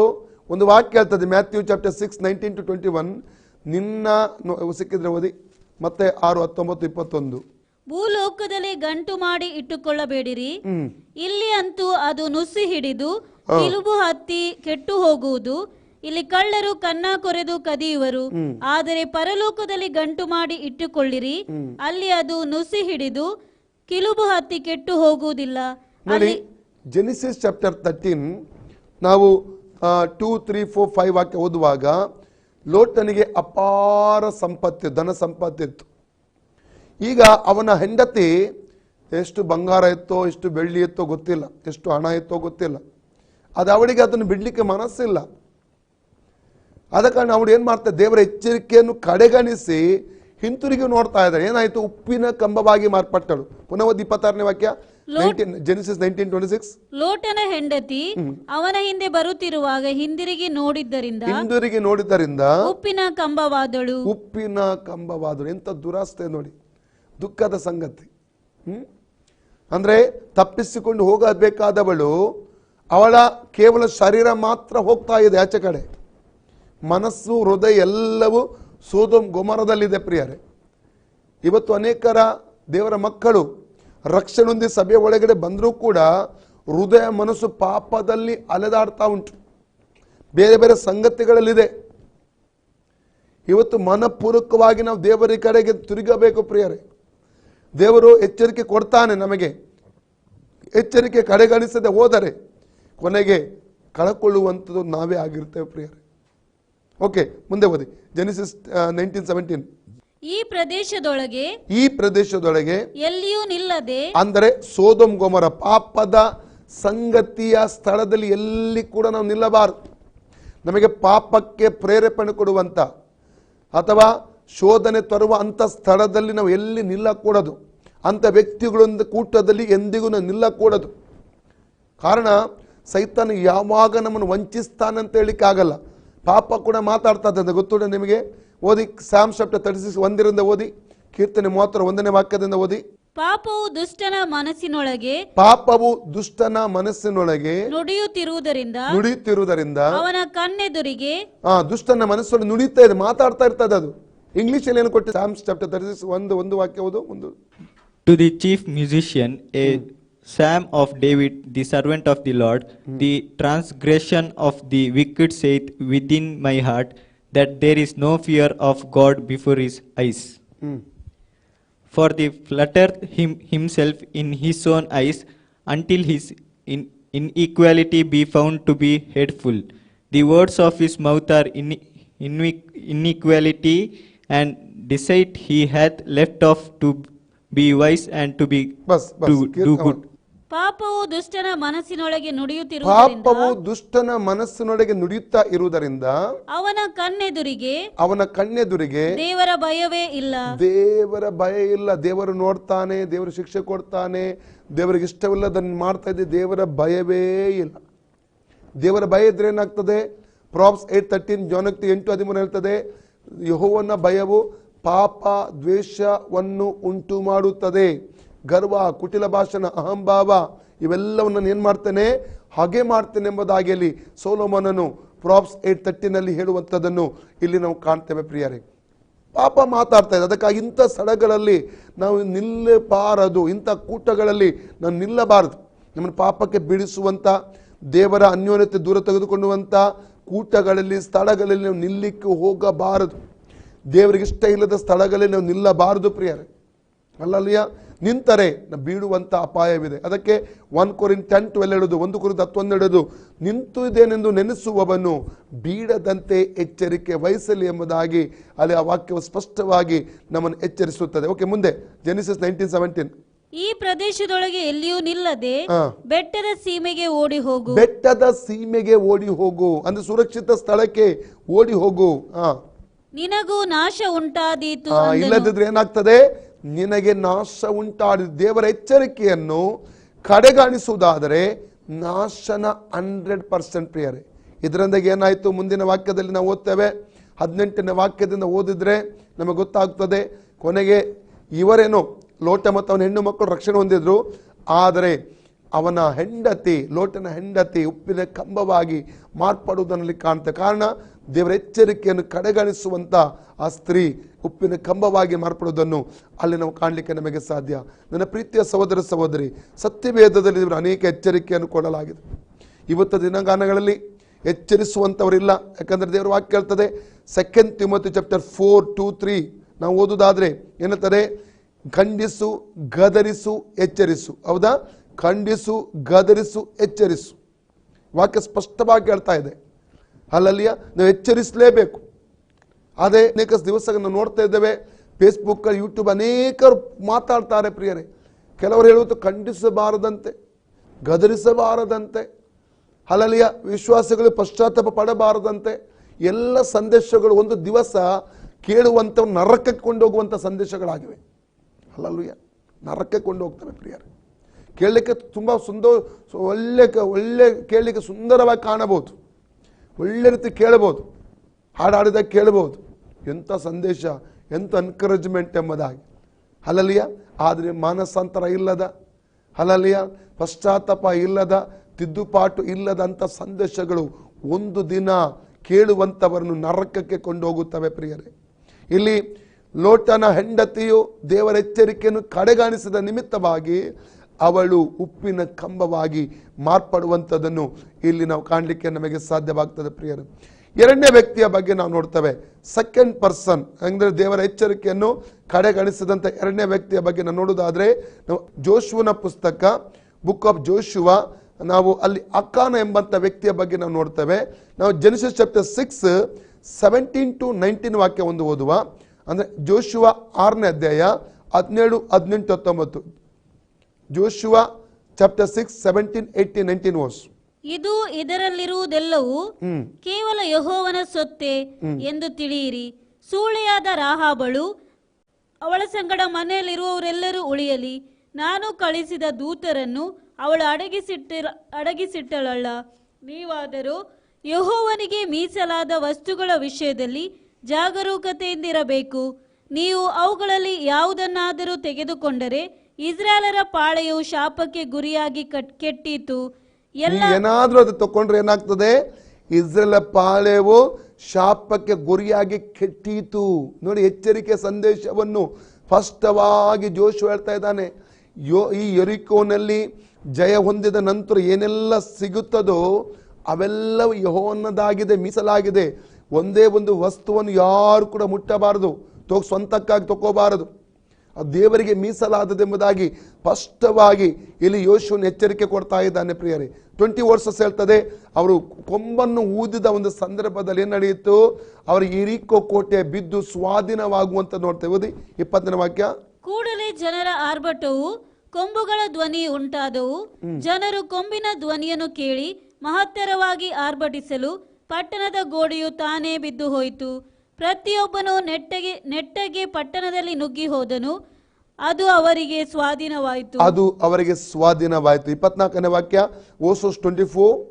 ಇಸ್ರಾಯೇಲರು ಪಟ್ಟಣವನ್ನು ಹಾ. ಅದರಲ್ಲಿರುವುದೆಲ್ಲವನ್ನು ಬೆಂಕಿಯಿಂದ ಸುಟ್ಟರು. ಆದರೆ ಬೆಳ್ಳಿ ಬಂಗಾರವನ್ನು ತಾಮ್ರ ಕಬ್ಬಿಣಗಳ ಪಾತ್ರೆಗಳನ್ನು ಯೆಹೋವನ ಆಲಯದ ಭಂಡಾರಕ್ಕೆ ಕೊಟ್ಟರು. ಯೆಹೋವನ ಆಲಯದ ಭಂಡಾರಕ್ಕೆ ಜನರು ಕೊಡುವಂತದನ್ನು ಇಲ್ಲಿ ಕಾಣ್ತೇವೆ. 7 ಚಾಪ್ಟರ್ ವರ್ಸಸ್ 1, 7ನೇ ಅಧ್ಯಾಯ 1ನೇ ವಾಕ್ಯ ಓದಿ. ಯಹೂದ ಕುಲದವನು ಯಹೂದ ಕುಲದವನು, ಜೆರಾಹನ ಗೋತ್ರದವನು, ಜಬ್ದಿಯ ಕುಟುಂಬದವನು, ಕರ್ಮಿಯ ಮಗನು ಆದ ಆಕಾನನು ಯೆಹೋವನಿಗೆ ಮೀಸಲಾಗಿಟ್ಟ ವಸ್ತುಗಳಲ್ಲಿ ಕೆಲವನ್ನು ಕದ್ದುಕೊಂಡದ್ದರಿಂದ ಇಸ್ರಾಯೇಲರೆಲ್ಲರೂ ದ್ರೋಹಿಗಳಾದರು. ಯೆಹೋವನ ಕೋಪವು ಅವರ ಮೇಲೆ ಉರಿಯ ಹತ್ತಿತು. ನೋಡಿ, ಅವನು ಎಚ್ಚರಿಕೆಯನ್ನು ಕಡೆಗಣಿಸಿದ ದುರಾಸೆಯಿಂದ ಅವನೇನ್ ಮಾಡ್ತಾ ಇದ್ದಾನೆ, ಕೆಲವೊಂದನ್ನು ಆತನು ಕದ್ದುಕೊಂಡಿರ್ತಾ ಇದ್ದಾನೆ. ಇದ್ರಿಗೇನಾಯ್ತು, ಇಸ್ರೇಲ್ ಪಾಳೆಯವು ದ್ರೋಹಿಯಾಗಿ ದೇವರ ಕೋಪ ಅವರ ಮೇಲೆ ಉರಿಯುವುದನ್ನು ನೋಡ್ತಾ ಇದ್ದೇವೆ. ಅದರಿಂದ 2 to 5 ವರ್ಸಸ್ ವರೆಗೆ ಓದುವುದಾದ್ರೆ, 2 to 6 ವರೆಗೆ ಓದುವುದಾದ್ರೆ, ಜೋಶುವ ಚಾಪ್ಟರ್ 7 2 to 6 ಅವರು ಆಯಿ ಎಂಬ ಒಂದು ಪ್ರದೇಶಕ್ಕೆ ಯುದ್ಧಕ್ಕಾಗಿ ಸ್ವಲ್ಪ ಜನ ಹೋದ್ರು. ಅಲ್ಲಿ ಜಯ ಸಿಗಲಿಲ್ಲ ಅವರಿಗೆ, ಯುದ್ಧದ ಸೋಲುಂಟ. ಕೆಲವೊಬ್ಬರು ಸತ್ತು ಬೀಳುವುದನ್ನು, ಹತರಾಗುವುದನ್ನು ಕೂಡ ಇಸ್ರೇಲ್ ಜನರು ಸತ್ತು ಹೋಗುವುದನ್ನು ಕಾಣ್ತೇವೆ. ದೊಡ್ಡ ಸೋಲು. ಓದಿ, ಸಿಕ್ಕಿದ್ರೆ ಓದಿ ವಾಕ್ಯ. ಯೆಹೋವನು ಜನರನ್ನು ಕರೆದು, ನೀವು ಗಟ್ಟ ಹತ್ತಿ ಬೇತೇಲಿನ ಪೂರ್ವಕ್ಕೂ ಬೆತಾವೇನಿನ ಸಮೀಪದಲ್ಲೂ ಇರುವ ಆಯಿ ಎಂಬ ಪ್ರಾಂತ್ಯವನ್ನು ಸಂಚರಿಸಿ ನೋಡಿರಿ ಎಂದು ಹೇಳಿ ಅವರನ್ನು ಯೆರಿಕೋವಿನಿಂದ ಕಳುಹಿಸಿದನು. ಅವರು ಹೋಗಿ ಆಯಿ ಎಂಬ ಊರನ್ನು ಸಂಚರಿಸಿ ನೋಡಿ ಹಿಂತಿರುಗಿ ಬಂದು ಯೆಹೋಶುವನಿಗೆ, ಎಲ್ಲಾ ಜನರು ಹೋಗುವುದು ಅವಶ್ಯವಿಲ್ಲ, 2 ಅಥವಾ 3 ಸಾವಿರ ಮಂದಿ ಹೋದರೆ ಸಾಕು, ಅವರು ಪಟ್ಟಣವನ್ನು ಜಯಿಸಬಹುದು. ಎಲ್ಲರನ್ನೂ ಕಳುಹಿಸಿ ಸುಮ್ಮನೆ ದಣಿಸುವುದೇಕೆ, ಅವರು ಸ್ವಲ್ಪ ಮಂದಿ ಮಾತ್ರ ಇರುತ್ತಾರೆ ಎಂದು ಹೇಳಿದರು. ಅದರಂತೆ ಸುಮಾರು 3 ಸಾವಿರ ಮಂದಿ ಹೋದರು. ಆದರೆ ಅವರು ಆಯಿ ಎಂಬ ಊರಿನವರ ಎದುರಿನಿಂದ ಓಡಿ ಬರಬೇಕಾಯಿತು. ಆಯಿ ಎಂಬ ಊರಿನವರು ಅವರನ್ನು ಊರು ಬಾಗಿಲಿಂದ ಕಲ್ಲು ಗನಿಯವರೆಗೂ ಹಿಂದಟ್ಟಿ ಇಳಿ ನೆಲದಲ್ಲಿ ಅವರನ್ನು ಸೋಲಿಸಿ ಸುಮಾರು 36 ಮಂದಿಯನ್ನು ಹತ ಮಾಡಿದರು. ಇದರಿಂದ ಇಸ್ರಾಯೇಲರ ಧೈರ್ಯವು ಕರಗಿ ನೀರಾಯಿತು. ನೋಡಿ, ಈ 36 ಮಂದಿ ಅವರು ಸತ್ತು ಹೋಗ್ತಾರೆ, ಇಸ್ರೇಲ್ ಸೋತು ಹೋದರು, ಅವರ ಧೈರ್ಯ ಕರಗಿ ಹೋಗುವುದನ್ನು ಇಲ್ಲಿ ಕಾಣ್ತೀವಿ. ಇಷ್ಟು ಧೈರ್ಯಶಾಲಿಗಳ ಇಸ್ರೇಲರು ಸೋಲನ್ನು ಅನುಭವಿಸೋದಕ್ಕೆ ಕಾರಣವೇನು? ದೇವರ ಎಚ್ಚರಿಕೆಯನ್ನು ಕಡೆಗಣಿಸಿದ್ದೇ ಅದಕ್ಕೆ ಒಂದು ಕಾರಣವಾಗಿದೆ. ಆಕಾನನು ಆ ವಸ್ತುಗಳನ್ನು ಕದ್ದುಕೊಂಡದರಿಂದ ದೇವರ ಕೋಪ ಅಥವಾ ಶಾಪ ಅವರ ಮೇಲೆ ಬರುವುದು ನೋಡ್ತೇವೆ. ಈಗ ಜೋಶುವನು ದೇವರ ಮುಂದೆ ಬೋರಲ ಬಿದ್ದು ಅಳುವಂತದನ್ನು ಪ್ರಾರ್ಥಿಸಿ ನೋಡಿದ. 7ರಿಂದ 9ನೇ ವಾಕ್ಯ ಓದಿ. 7 to 9 ವರ್ಸ್. ಮತ್ತು ಯೆಹೋಶುವನು, ಅಯ್ಯೋ ಕರ್ತನೇ, ಯೆಹೋವನೇ, ನೀನು ಈ ಜನರನ್ನು ಯೊರ್ದಾನ್ ಹೊಳೆ ದಾಟಿಸಿದ್ದೇಕೆ? ನಮ್ಮನ್ನು ಅಮೋರಿಯರ ಕೈಗೆ ಒಪ್ಪಿಸಿ ನಾಶ ಮಾಡಬೇಕೆಂದಿದೆಯಾ? ನಾವು ಇಷ್ಟೇ ಸಾಕೆಂದು ಯೊರ್ದಾನ್ ಹೊಳೆಯ ಆಚೆಯಲ್ಲಿಯೇ ಇದ್ದರೆ ಎಷ್ಟೋ ಒಳ್ಳೆಯದಾಗಿತ್ತು. ಕರ್ತನೇ, ಇಸ್ರಾಯೇಲರು ಶತ್ರುಗಳಿಗೆ ಬೆನ್ನು ತೋರಿಸಿದ್ದಾರಲ್ಲ, ಇನ್ನೇನು ಹೇಳಲಿ? ಕಾನಾನ್ಯರು, ದೇಶದ ಬೇರೆ ಎಲ್ಲಾ ನಿವಾಸಿಗಳು ಇದನ್ನು ಕೇಳಿ ನಮ್ಮನ್ನು ಸುತ್ತಿಕೊಂಡು ಭೂಲೋಕದಲ್ಲಿ ನಮ್ಮ ಹೆಸರು ಉಳಿಯದಂತೆ ಮಾಡುವರು. ನಿನ್ನ ಮಹಾನಾಮಕ್ಕೋಸ್ಕರ ಏನು ಮಾಡುವಿ ಅಂದನು. ನೋಡಿ, 10 to 13 ವಾಕ್ಯ ಓದಿದ್ರೆ ದೇವರು ಸ್ಪಷ್ಟವಾಗಿ ಮಾತಾಡ್ತಾ ಇದ್ದಾನೆ. ಅಂದರೆ ಇಸ್ರೇಲ್ ದ್ರೋಹಿಗಳಾಗಿದ್ದಾರೆ, ಶಾಪಕ್ಕೆ ಕಾರಣವಾದದ್ದು ಅವರ ಸಂಗಡ ಇದೆ, ಶಾಪಕ್ಕೆ ಕಾರಣವಾದದ್ದು ಅವರೊಂದಿಗಿರುವವರೆಗೆ ನಾನು ನಿಮ್ಮೊಂದಿಗೆ ಬರುವುದೇ ಇಲ್ಲ ಅಂತ ದೇವರು ಸ್ಪಷ್ಟವಾದ ಸಂದೇಶ ಕೊಡ್ತಾ ಇದ್ದಾರೆ. 10ರಿಂದ 13 ವಾಕ್ಯ ಓದಿ. ಆಗ ಯೆಹೋವನು ಯೆಹೋಶುವನಿಗೆ ಹೇಳಿದ್ದೇನೆಂದರೆ, ಏಳು, ನೀನು ಈ ಪ್ರಕಾರ ಬೋರಲ ಬಿದ್ದಿರುವುದೇಕೆ? ಇಸ್ರಾಯೇಲರು ನನ್ನ ನಿಬಂಧನೆಯನ್ನು ಮೀರಿ ಪಾಪಿಷ್ಠರಾಗಿದ್ದಾರೆ. ಮೀಸಲಾದ ವಸ್ತುಗಳನ್ನು ತೆಗೆದುಕೊಂಡು ಕಳ್ಳರಾಗಿ ತಮ್ಮ ಸಾಮಾನುಗಳಲ್ಲಿ ಅಡಗಿಸಿಟ್ಟು ವಂಚಕರಾದರು. ಆದ್ದರಿಂದ ಇಸ್ರಾಯೇಲರು ಶತ್ರುಗಳ ಮುಂದೆ ನಿಲ್ಲಲಾರದೆ ಅವರಿಗೆ ಬೆನ್ನು ತೋರಿಸುವರು. ಅವರು ಶಾಪಗ್ರಸ್ತರೇ. ಶಾಪಕ್ಕೆ ಕಾರಣವಾದುದನ್ನು ನಿಮ್ಮ ಮಧ್ಯದಿಂದ ತೆಗೆದುಹಾಕುವವರೆಗೆ ನಾನು ನಿಮ್ಮ ಸಂಗಡ ಬರುವುದಿಲ್ಲ ಎಂದು ಜನರನ್ನು ಶುದ್ಧಪಡಿಸು. ನೀನು ಅವರಿಗೆ, ಇಸ್ರಾಯೇಲರೇ, ನಾಳೆಗೋಸ್ಕರ ನಿಮ್ಮನ್ನು ಶುದ್ಧಪಡಿಸಿಕೊಳ್ಳಿರಿ. ಇಲ್ಲಿ ದೇವರು ಸ್ಪಷ್ಟವಾಗಿ ಮಾತಾಡ್ತಾ ಇದ್ದಾನೆ. ಶಾಪಕ್ಕೆ ಕಾರಣವಾದದ್ದು ನಿಮ್ಮ ಸಂಗಡ ಇರುವವರೆಗೆ ನಾನು ನಿಮ್ಮೊಂದಿಗೆ ಬರುವುದಿಲ್ಲ. ನೋಡಿ, ದೇವರ ಒಂದು ಎಚ್ಚರಿಕೆ ಇದ್ರೂ ಕೂಡ ಆಕಾನನು ಒಂದು ದುರಾಸೆಯಿಂದ ಆತ ಪಾಪ ಮಾಡೋದಕ್ಕೆ ಧೈರ್ಯಗೊಳ್ಳುವುದನ್ನು ಇಲ್ಲಿ ಕಾಣ್ತಾ ಇದ್ದೇವೆ. ಅನೇಕ ಸಲ ನಮಗೆ ಗೊತ್ತುಂಟು ತಪ್ಪು, ಅದು ಮಾಡಬಾರದು, ಅಂತಕ್ಕೆ ಕೈ ಹಾಕಬಾರದು, ಅಂಥದ್ದು ನೋಡಬಾರದು. ಅನೇಕ ಸಲ ನಮಗೆ ಗೊತ್ತಿದ್ದು ಕೂಡ ನಾವು ಏನು ಮಾಡ್ತೇವೆ ಗೊತ್ತುಂಟ? ತಪ್ಪು ಮಾಡೋದಕ್ಕೆ, ಪಾಪ ಮಾಡೋದಕ್ಕೆ ಪ್ರೇರೇಪಿಸಲ್ಪಟ್ಟು ನಾವು ಮುಂದಾಗುತ್ತೇವೆ. ಅದು ನಿಮಿತ್ತವಾಗಿ ಅನೇಕ ವಿಧವಾದ ನೋವುಗಳು ಅಲ್ಲಲಿಯ ವೇದನೆಗಳಿಗೆ ನಾವು ತಿವಿಸಿಕೊಳ್ತೇವೆ ಪ್ರಿಯರೇ. ಒಂದು ವಾಕ್ಯ ಓದಿಕೊಳ್ಳೋಣ. ಪ್ರಸಂಗಿ ಪುಸ್ತಕ 8ನೇ ಅಧ್ಯಾಯ 11ನೇ ವಾಕ್ಯ. ಅಪರಾಧಕ್ಕೆ ವಿಧಿಸಿದ ದಂಡನೆಯು ಕೂಡಲೇ ನಡೆಯದಿರುವ ಕಾರಣ ಅಪರಾಧ ಮಾಡಬೇಕೆಂಬ ಯೋಚನೆಯು ನರಜನ್ಮದವರ ಹೃದಯದಲ್ಲಿ ತುಂಬಿ ತುಳುಕುವುದು. ನೋಡಿ, ಪಾಪಕ್ಕೆ ಶಿಕ್ಷೆ ತಕ್ಷಣ ನಮಗೆ ಸಿಕ್ಕದಿರುವ ಕಾರಣ ಮನುಷ್ಯರು ಏನ್ ಮಾಡ್ತಾರೆ? ಪಾಪ ಮಾಡುವುದಕ್ಕಾಗಿ ಪ್ರೇರೇಪಿಸಲ್ಪಟ್ಟು ಮುಂದಾಗುತ್ತಾರೆ, ಏನಾಗಲ್ಲ ಎಂಬುದಾಗಿ. ಆದ ಕಾರಣ ನನ್ನ ಪ್ರೀತಿಯ ಸಹೋದರ ಸಹೋದರಿ, ನಾವು ಇಂಥ ವಿಚಾರದಲ್ಲಿ ಅನೇಕ ವಿಚಾರ ಎಚ್ಚರಿಕೆಯಾಗಿರುವುದು ಅದು ಉತ್ತಮ. ಅವತ್ತು ಆಕಾನನು ಪಾಪ ಮಾಡಿದ್ರಿಂದಾಗಿ ಇಡೀ ಇಸ್ರೇಲ್ ಕುಲಕ್ಕೆ ದ್ರೋಹ ಉಂಟಾಗಿ ತೊಂದರೆ ಉಂಟಾಗುವಂಥದ್ದು, ಉಪದ್ರವ ಉಂಟಾಗುವಂಥದ್ದನ್ನು ಅಲ್ಲಿ ನಾವು ಕಾಣಲಿಕ್ಕೆ ನಮಗೆ ಸಾಧ್ಯ ಪ್ರಿಯರೇ. ಇವತ್ತು ನಮ್ಮನ್ನು ಪರೀಕ್ಷೆ ಮಾಡಿಕೊಳ್ಳುವ ದೇವರ ಎಚ್ಚರಿಕೆ ಇದ್ದು ದೇವರ ಚಿತ್ತ ಇಲ್ಲದಕ್ಕೆ ನಾವು ಕೈ ಹಾಕಿದ್ದೇವ, ದೇವರ ಚಿತ್ತ ಇಲ್ಲದನ್ನು ಮಾಡ್ತಾ ಇದ್ದೇವ. ಇವನ್ ಮದುವೆ ವಿಷಯಗಳು ಬರುವಾಗಲೂ ಕೂಡ ನಾವು ರಕ್ಷಣೆ ಹೊಂದಿದವರಾಗಿದ್ರು ಕೂಡ ಅವಿಶ್ವಾಸನ ಮದುವೆ ಆದಕ್ಕೆ ಮುಂದೆ ಹೋಗ್ತೇವ. ನಾವು ನಮ್ಮನ್ನೇ ಪರೀಕ್ಷೆ ಮಾಡಿಕೊಳ್ಳೋಣ. ಅನೇಕ ದೇವರ ಚಿತ್ತ ಇಲ್ಲದು ಯಾವುದಾರಲ್ಲ ಅದು ಕೈ ಹಾಕಿದುಂಟಾ, ನಮ್ಮನ್ನೇ ಪರೀಕ್ಷೆ ಮಾಡಿಕೊಳ್ಳೋಣ. ದೇವರು ನಮಗೆ ಇವತ್ತು ಎಚ್ಚರಿಕೆಯನ್ನು ಕೊಡ್ತಾ ಇದ್ದಾನೆ ಪ್ರಿಯರೇ. ಓಕೆ, ಮೂರನೇದಾಗಿ ಅನೇಕ ವ್ಯಕ್ತಿಗಳ ಬಗ್ಗೆ ನಾನು ನಿಮ್ಗೆ ಹೇಳಿಕ್ಕೆ ಇಷ್ಟಪಡ್ತೇನೆ. ನಾವು ಯಾಜಕ ಕಾಂಡ 10ನೇ ಅಧ್ಯಾಯ 1ರಿಂದ ನಾವು ಓದಿಕೊಳ್ಳೋಣ. Book of Leviticus chapter 10 1 to 3 Nadab ಮತ್ತು ಅಬಿಹು ವಿಷಯದಲ್ಲಿ ನಾವು ನೋಡ್ತೇವೆ. ಅಲ್ಲಿ ಆರೋನನ ಮಕ್ಕಳಲ್ಲಿ ನಾದಾಬ್ ಅಬಿಹು ಎಂಬಿಬ್ಬರು ತಮ್ಮ ತಮ್ಮ ಧೂಪಾರತಿಗಳಲ್ಲಿ ಯೆಹೋವನು ಆಜ್ಞಾಪಿಸದೆ ಇದ್ದ ಬೇರೆ ಬೆಂಕಿಯನ್ನು ಇಟ್ಟು ಅದರ ಮೇಲೆ ಧೂಪ ದ್ರವ್ಯವನ್ನು ಹಾಕಿ ಆತನ ಸನ್ನಿಧಿಯಲ್ಲಿ ಸಮರ್ಪಿಸಲಾಗಿ ಯೆಹೋವನ ಸನ್ನಿಧಿಯಿಂದ ಬೆಂಕಿ ಹೊರಟು ಅವರನ್ನು ನಾಶ ಮಾಡಿತು. ನೋಡಿ, ಅವರು ಮಹಾಯಾಜಕರು, ಅವರಿಬ್ಬರು ಯಾರಾಗಿದ್ದಾರೆ? ಆರೋನನ ಮಕ್ಕಳು ಮಹಾಯಾಜಕರವರು. ಅವರು ಕೊಡಲ್ಪಟ್ಟ ಜವಾಬ್ದಾರಿ ದೊಡ್ಡದಾಗಿತ್ತು ಪ್ರಿಯರೇ. ಅವರ ಮೇಲಿತ್ತು ಅಭಿಷೇಕ, ದೊಡ್ಡ ಅಭಿಷೇಕ. ಆದರೆ ಅಭಿಷೇಕಕ್ಕೆ ಅವರು ಬೆಲೆ ಕೊಡಲಿಲ್ಲ. ಕಾರಣ, ಅವನು ಅಲಕ್ಷ್ಯವಾಗಿ ದೇವರ ಸಮ್ಮುಖದಲ್ಲಿ ಹೋಗಿ ದೇವರು ಆಜ್ಞಾಪಿಸದೆ ಇರುವಂತ ಒಂದು ಬೆಂಕಿಯನ್ನು ಅವರಲ್ಲಿ ಹಾಕುವಂಥದ್ದನ್ನು ಕಾಣ್ತಾ ಇದ್ದೇವೆ. ನೋಡಿ, ನಾವು ದೇವರನ್ನು ಆರಾಧಿಸುವಾಗ ಯಾವಾಗಲೂ ಅಲಕ್ಷ್ಯವಾಗಿ ಆರಾಧನೆ ಮಾಡಬಾರದು. ದೇವರ ವಿಷಯಗಳಲ್ಲಿ ಕೂಡ ಯಾವುದೇ ವಿಷಯದ ಅಸಡ್ಡೆಯನ್ನು ತೋರಿಸಬಾರದು. ಇದು ನಿಮಿತ್ತ ಏನಾಯ್ತು? ದೇವರದ ಗಂಭೀರವಾಗಿ ತಗೊಂಡ ದೇವರ ಸಮ್ಮುಖದಲ್ಲಿ ಅವರು ಸತ್ತು ಹೋಗುವಂಥ ಒಂದು ಸನ್ನಿವೇಶ ಅಲ್ಲಿ ಉಂಟಾಗುವಂಥದ್ದನ್ನು ಇಲ್ಲಿ ನಾವು ಕಾಣಲಿಕ್ಕೆ ನಮಗೆ ಸಾಧ್ಯವಾಗ್ತದೆ. ಇನ್ನು 4ನೇ ವ್ಯಕ್ತಿಯ ಬಗ್ಗೆ ನಾವು ನೋಡೋದಾದ್ರೆ ಸ್ಯಾಮ್ಸೋನ. ನಾವು ನ್ಯಾಯಸ್ಥಾಪಕರ ಪುಸ್ತಕ 13ನೇ ಅಧ್ಯಾಯದಲ್ಲಿ ಸ್ಯಾಮ್ಸೋನ ಚರಿತ್ರೆ ಆರಂಭವಾಗಿ 16ನೇ ಅಧ್ಯಾಯದಲ್ಲಿ ಮುಗಿಯುವಂಥದ್ದನ್ನು ಕಾಣ್ತೇವೆ. Book of judges chapter 13 to 16 chapters ಅಲ್ಲಿ ಇಲ್ಲಿ ಸ್ಯಾಮ್ಸೋನನ ಚರಿತ್ರೆ ನಾವು ಕಾಣ್ತೇವೆ. ಚಾಪ್ಟರ್ 13:2 ಇಂದ ಓದುವುದಾದ್ರೆ, ಸ್ಯಾಮ್ಸೋನನ ಜನನಕ್ಕಿಂತ ಮುಂಚಿತವಾಗಿ ದೇವರು ಅವನು ಏನೆಲ್ಲ ತಕ್ಕೋಬೇಕು, ಏನೆಲ್ಲ ತಕ್ಕೋಬಾರದು, ಏನೆಲ್ಲ ಮಾಡಬೇಕು, ಏನೆಲ್ಲ ಮಾಡಬಾರದು ಸ್ಪಷ್ಟವಾಗಿ ತಂದೆ ತಾಯಿಗೆ ದೇವರು ಉಪದೇಶ ಕೊಟ್ಟ. ತಂದೆ ತಾಯಿನಿಗೆ ಅದೇ ಉಪದೇಶದಲ್ಲಿ ಬೆಳೆಸಿದ್ರು. ಆದರೆ ಅವನು ಏನು ಮಾಡಿದ?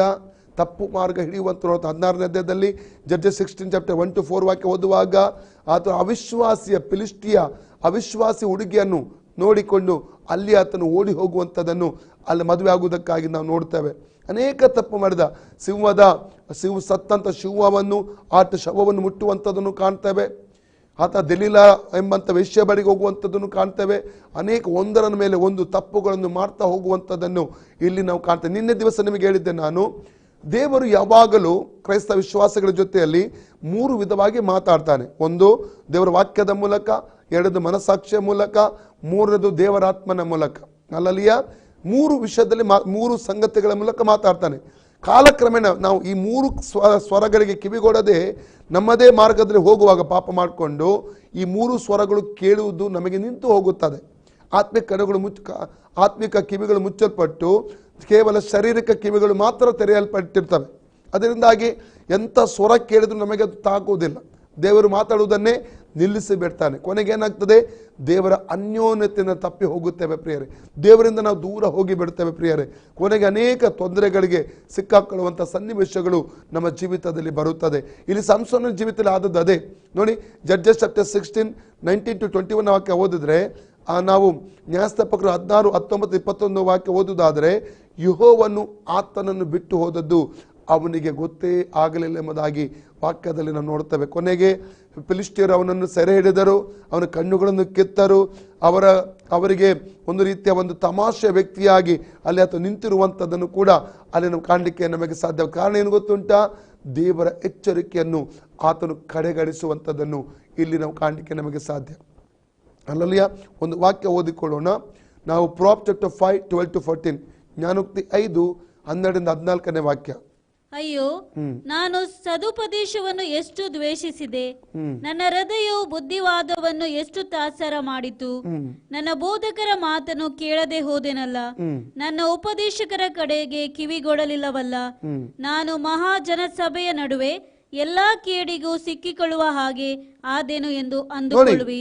ಯಾವಾಗ ಅದು ನಮ್ಮ ಜೀವಿತದಲ್ಲಿ ಹಾಸಿಗೆಯಲ್ಲಿ ಮಲಗಿರುವಾಗಲೂ, ಅನೇಕ ಸಂಗತಿ ಕಳ್ಕೊಳ್ಳುವಾಗ, ನೋವಿನ ಕೆಲವು ಸಂದರ್ಭಗಳು ಬರುವಾಗ ನಮ್ಮ ಜೀವಿತದಲ್ಲಿ ಆವಾಗ ಎಚ್ಚರಗೊಳ್ತೇವೆ.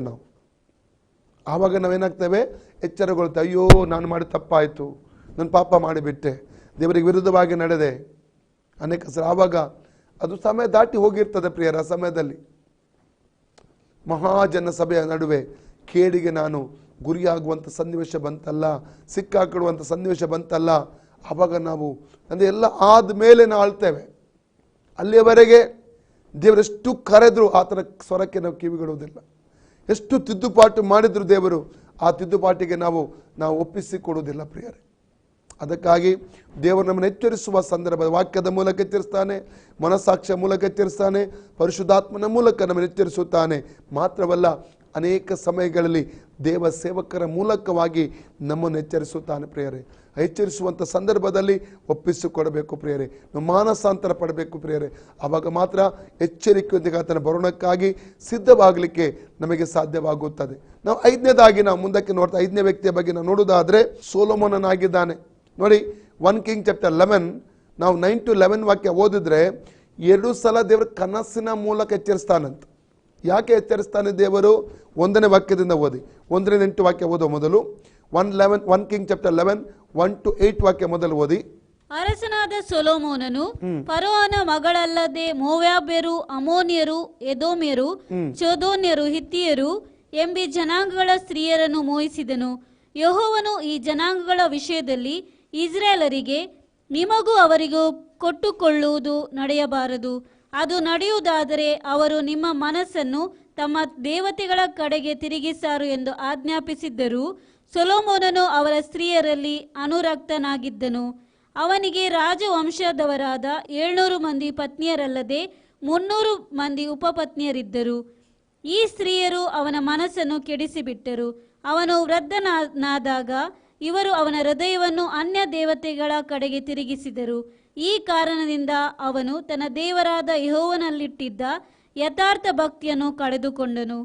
ತನ್ನ ತಂದೆಯಾದ ದಾವೀದನಂತೆ ನಡೆಯಲಿಲ್ಲ. ಅವನು ಚೀದೋನ್ಯರ ಅಷ್ಟೆರೋತ್ ದೇವತೆಯನ್ನು, ಅಮೋನಿಯರ ಮಿಲ್ಕೋಮ್ ಎಂಬ ಅಸಹ್ಯ ವಿಗ್ರಹವನ್ನು ಆರಾಧಿಸಿ ತೊಡಗಿ ಯೆಹೋವನ ದೃಷ್ಟಿಯಲ್ಲಿ ದ್ರೋಹಿಯಾದನು. ಅವನ ತಂದೆಯಾದ ದಾವೀದನು ಪೂರ್ಣ ಮನಸ್ಸಿನಿಂದ ಯೆಹೋವನನ್ನು ಸೇವಿಸಿದಂತೆ ಅವನು ಸೇವಿಸಲಿಲ್ಲ. ಅವನು ಯೆರೂಸಲೇಮಿನ ಮೂಡಲಲ್ಲಿರುವ ಗುಡ್ಡದಲ್ಲಿ ಮೋವಾಬ್ಯರ ಕೆಮೋಷ್ ಎಂಬ ಅಸಹ್ಯ ವಿಗ್ರಹಕ್ಕೂ ಅಮೋನಿಯರ ಮೋಲೆಕ್ ಎಂಬ ಅಸಹ್ಯ ವಿಗ್ರಹಕ್ಕೂ ಪೂಜಾ ಸ್ಥಳಗಳನ್ನು ಏರ್ಪಡಿಸಿದನು. ಈ ಪ್ರಕಾರವಾಗಿ ಅನ್ಯ ಜನಾಂಗಗಳಿಂದ ಬಂದ ತನ್ನ ಹೆಂಡತಿಯರು ತಮ್ಮ ದೇವತೆಗಳಿಗೆ ಧೂಪ ಸುಡುವುದಕ್ಕೂ ಯಜ್ಞವನ್ನರ್ಪಿಸುವುದಕ್ಕೂ ಅನುಕೂಲ ಮಾಡಿಕೊಟ್ಟನು. ನೋಡಿ, ಇಲ್ಲಿ ತುಂಬ ದುಃಖಕರವಾದ ಸಂಗತಿ ಪ್ರಿಯರೇ. ಅನ್ಯ ಸ್ತ್ರೀಯರನ್ನು ಮದುವೆ ಆದ ದೇವರ ಎಚ್ಚರಿಕೆ ಇದ್ದರೂ ಕೂಡ ನಾವು ಡ್ಯೂಟರನಮಿ ಚಾಪ್ಟರ್ 7 ನಾವು ವರ್ಸಸ್ 1-4 ಓದಿದ್ರೆ ಗೊತ್ತಾಗ್ತದೆ. ಅನ್ಯ ಸ್ತ್ರೀಯರನ್ನು ಮದುವೆ ಆಗಬಾರದೆಂಬ ದೇವರ ಆಜ್ಞೆ ಇದ್ದರೂ ಕೂಡ ಅವನೇನು ಮಾಡ್ತಾನೆ? ಅನ್ಯ ಸ್ತ್ರೀಯರೊತ್ತಿಗೆ ಮದುವೆ ಆಗಿ ಕೊನೆಗೆ ಏನಾಗ್ತದೆ? ಅವರ ವಿಗ್ರಹಗಳಿಗೆ ಆತನು ಅಡ್ಡ ಬಿದ್ದು ಆರಾಧಿಸುವಂಥ ಪರಿಸ್ಥಿತಿ ಬಂದುಬಿಟ್ಟು.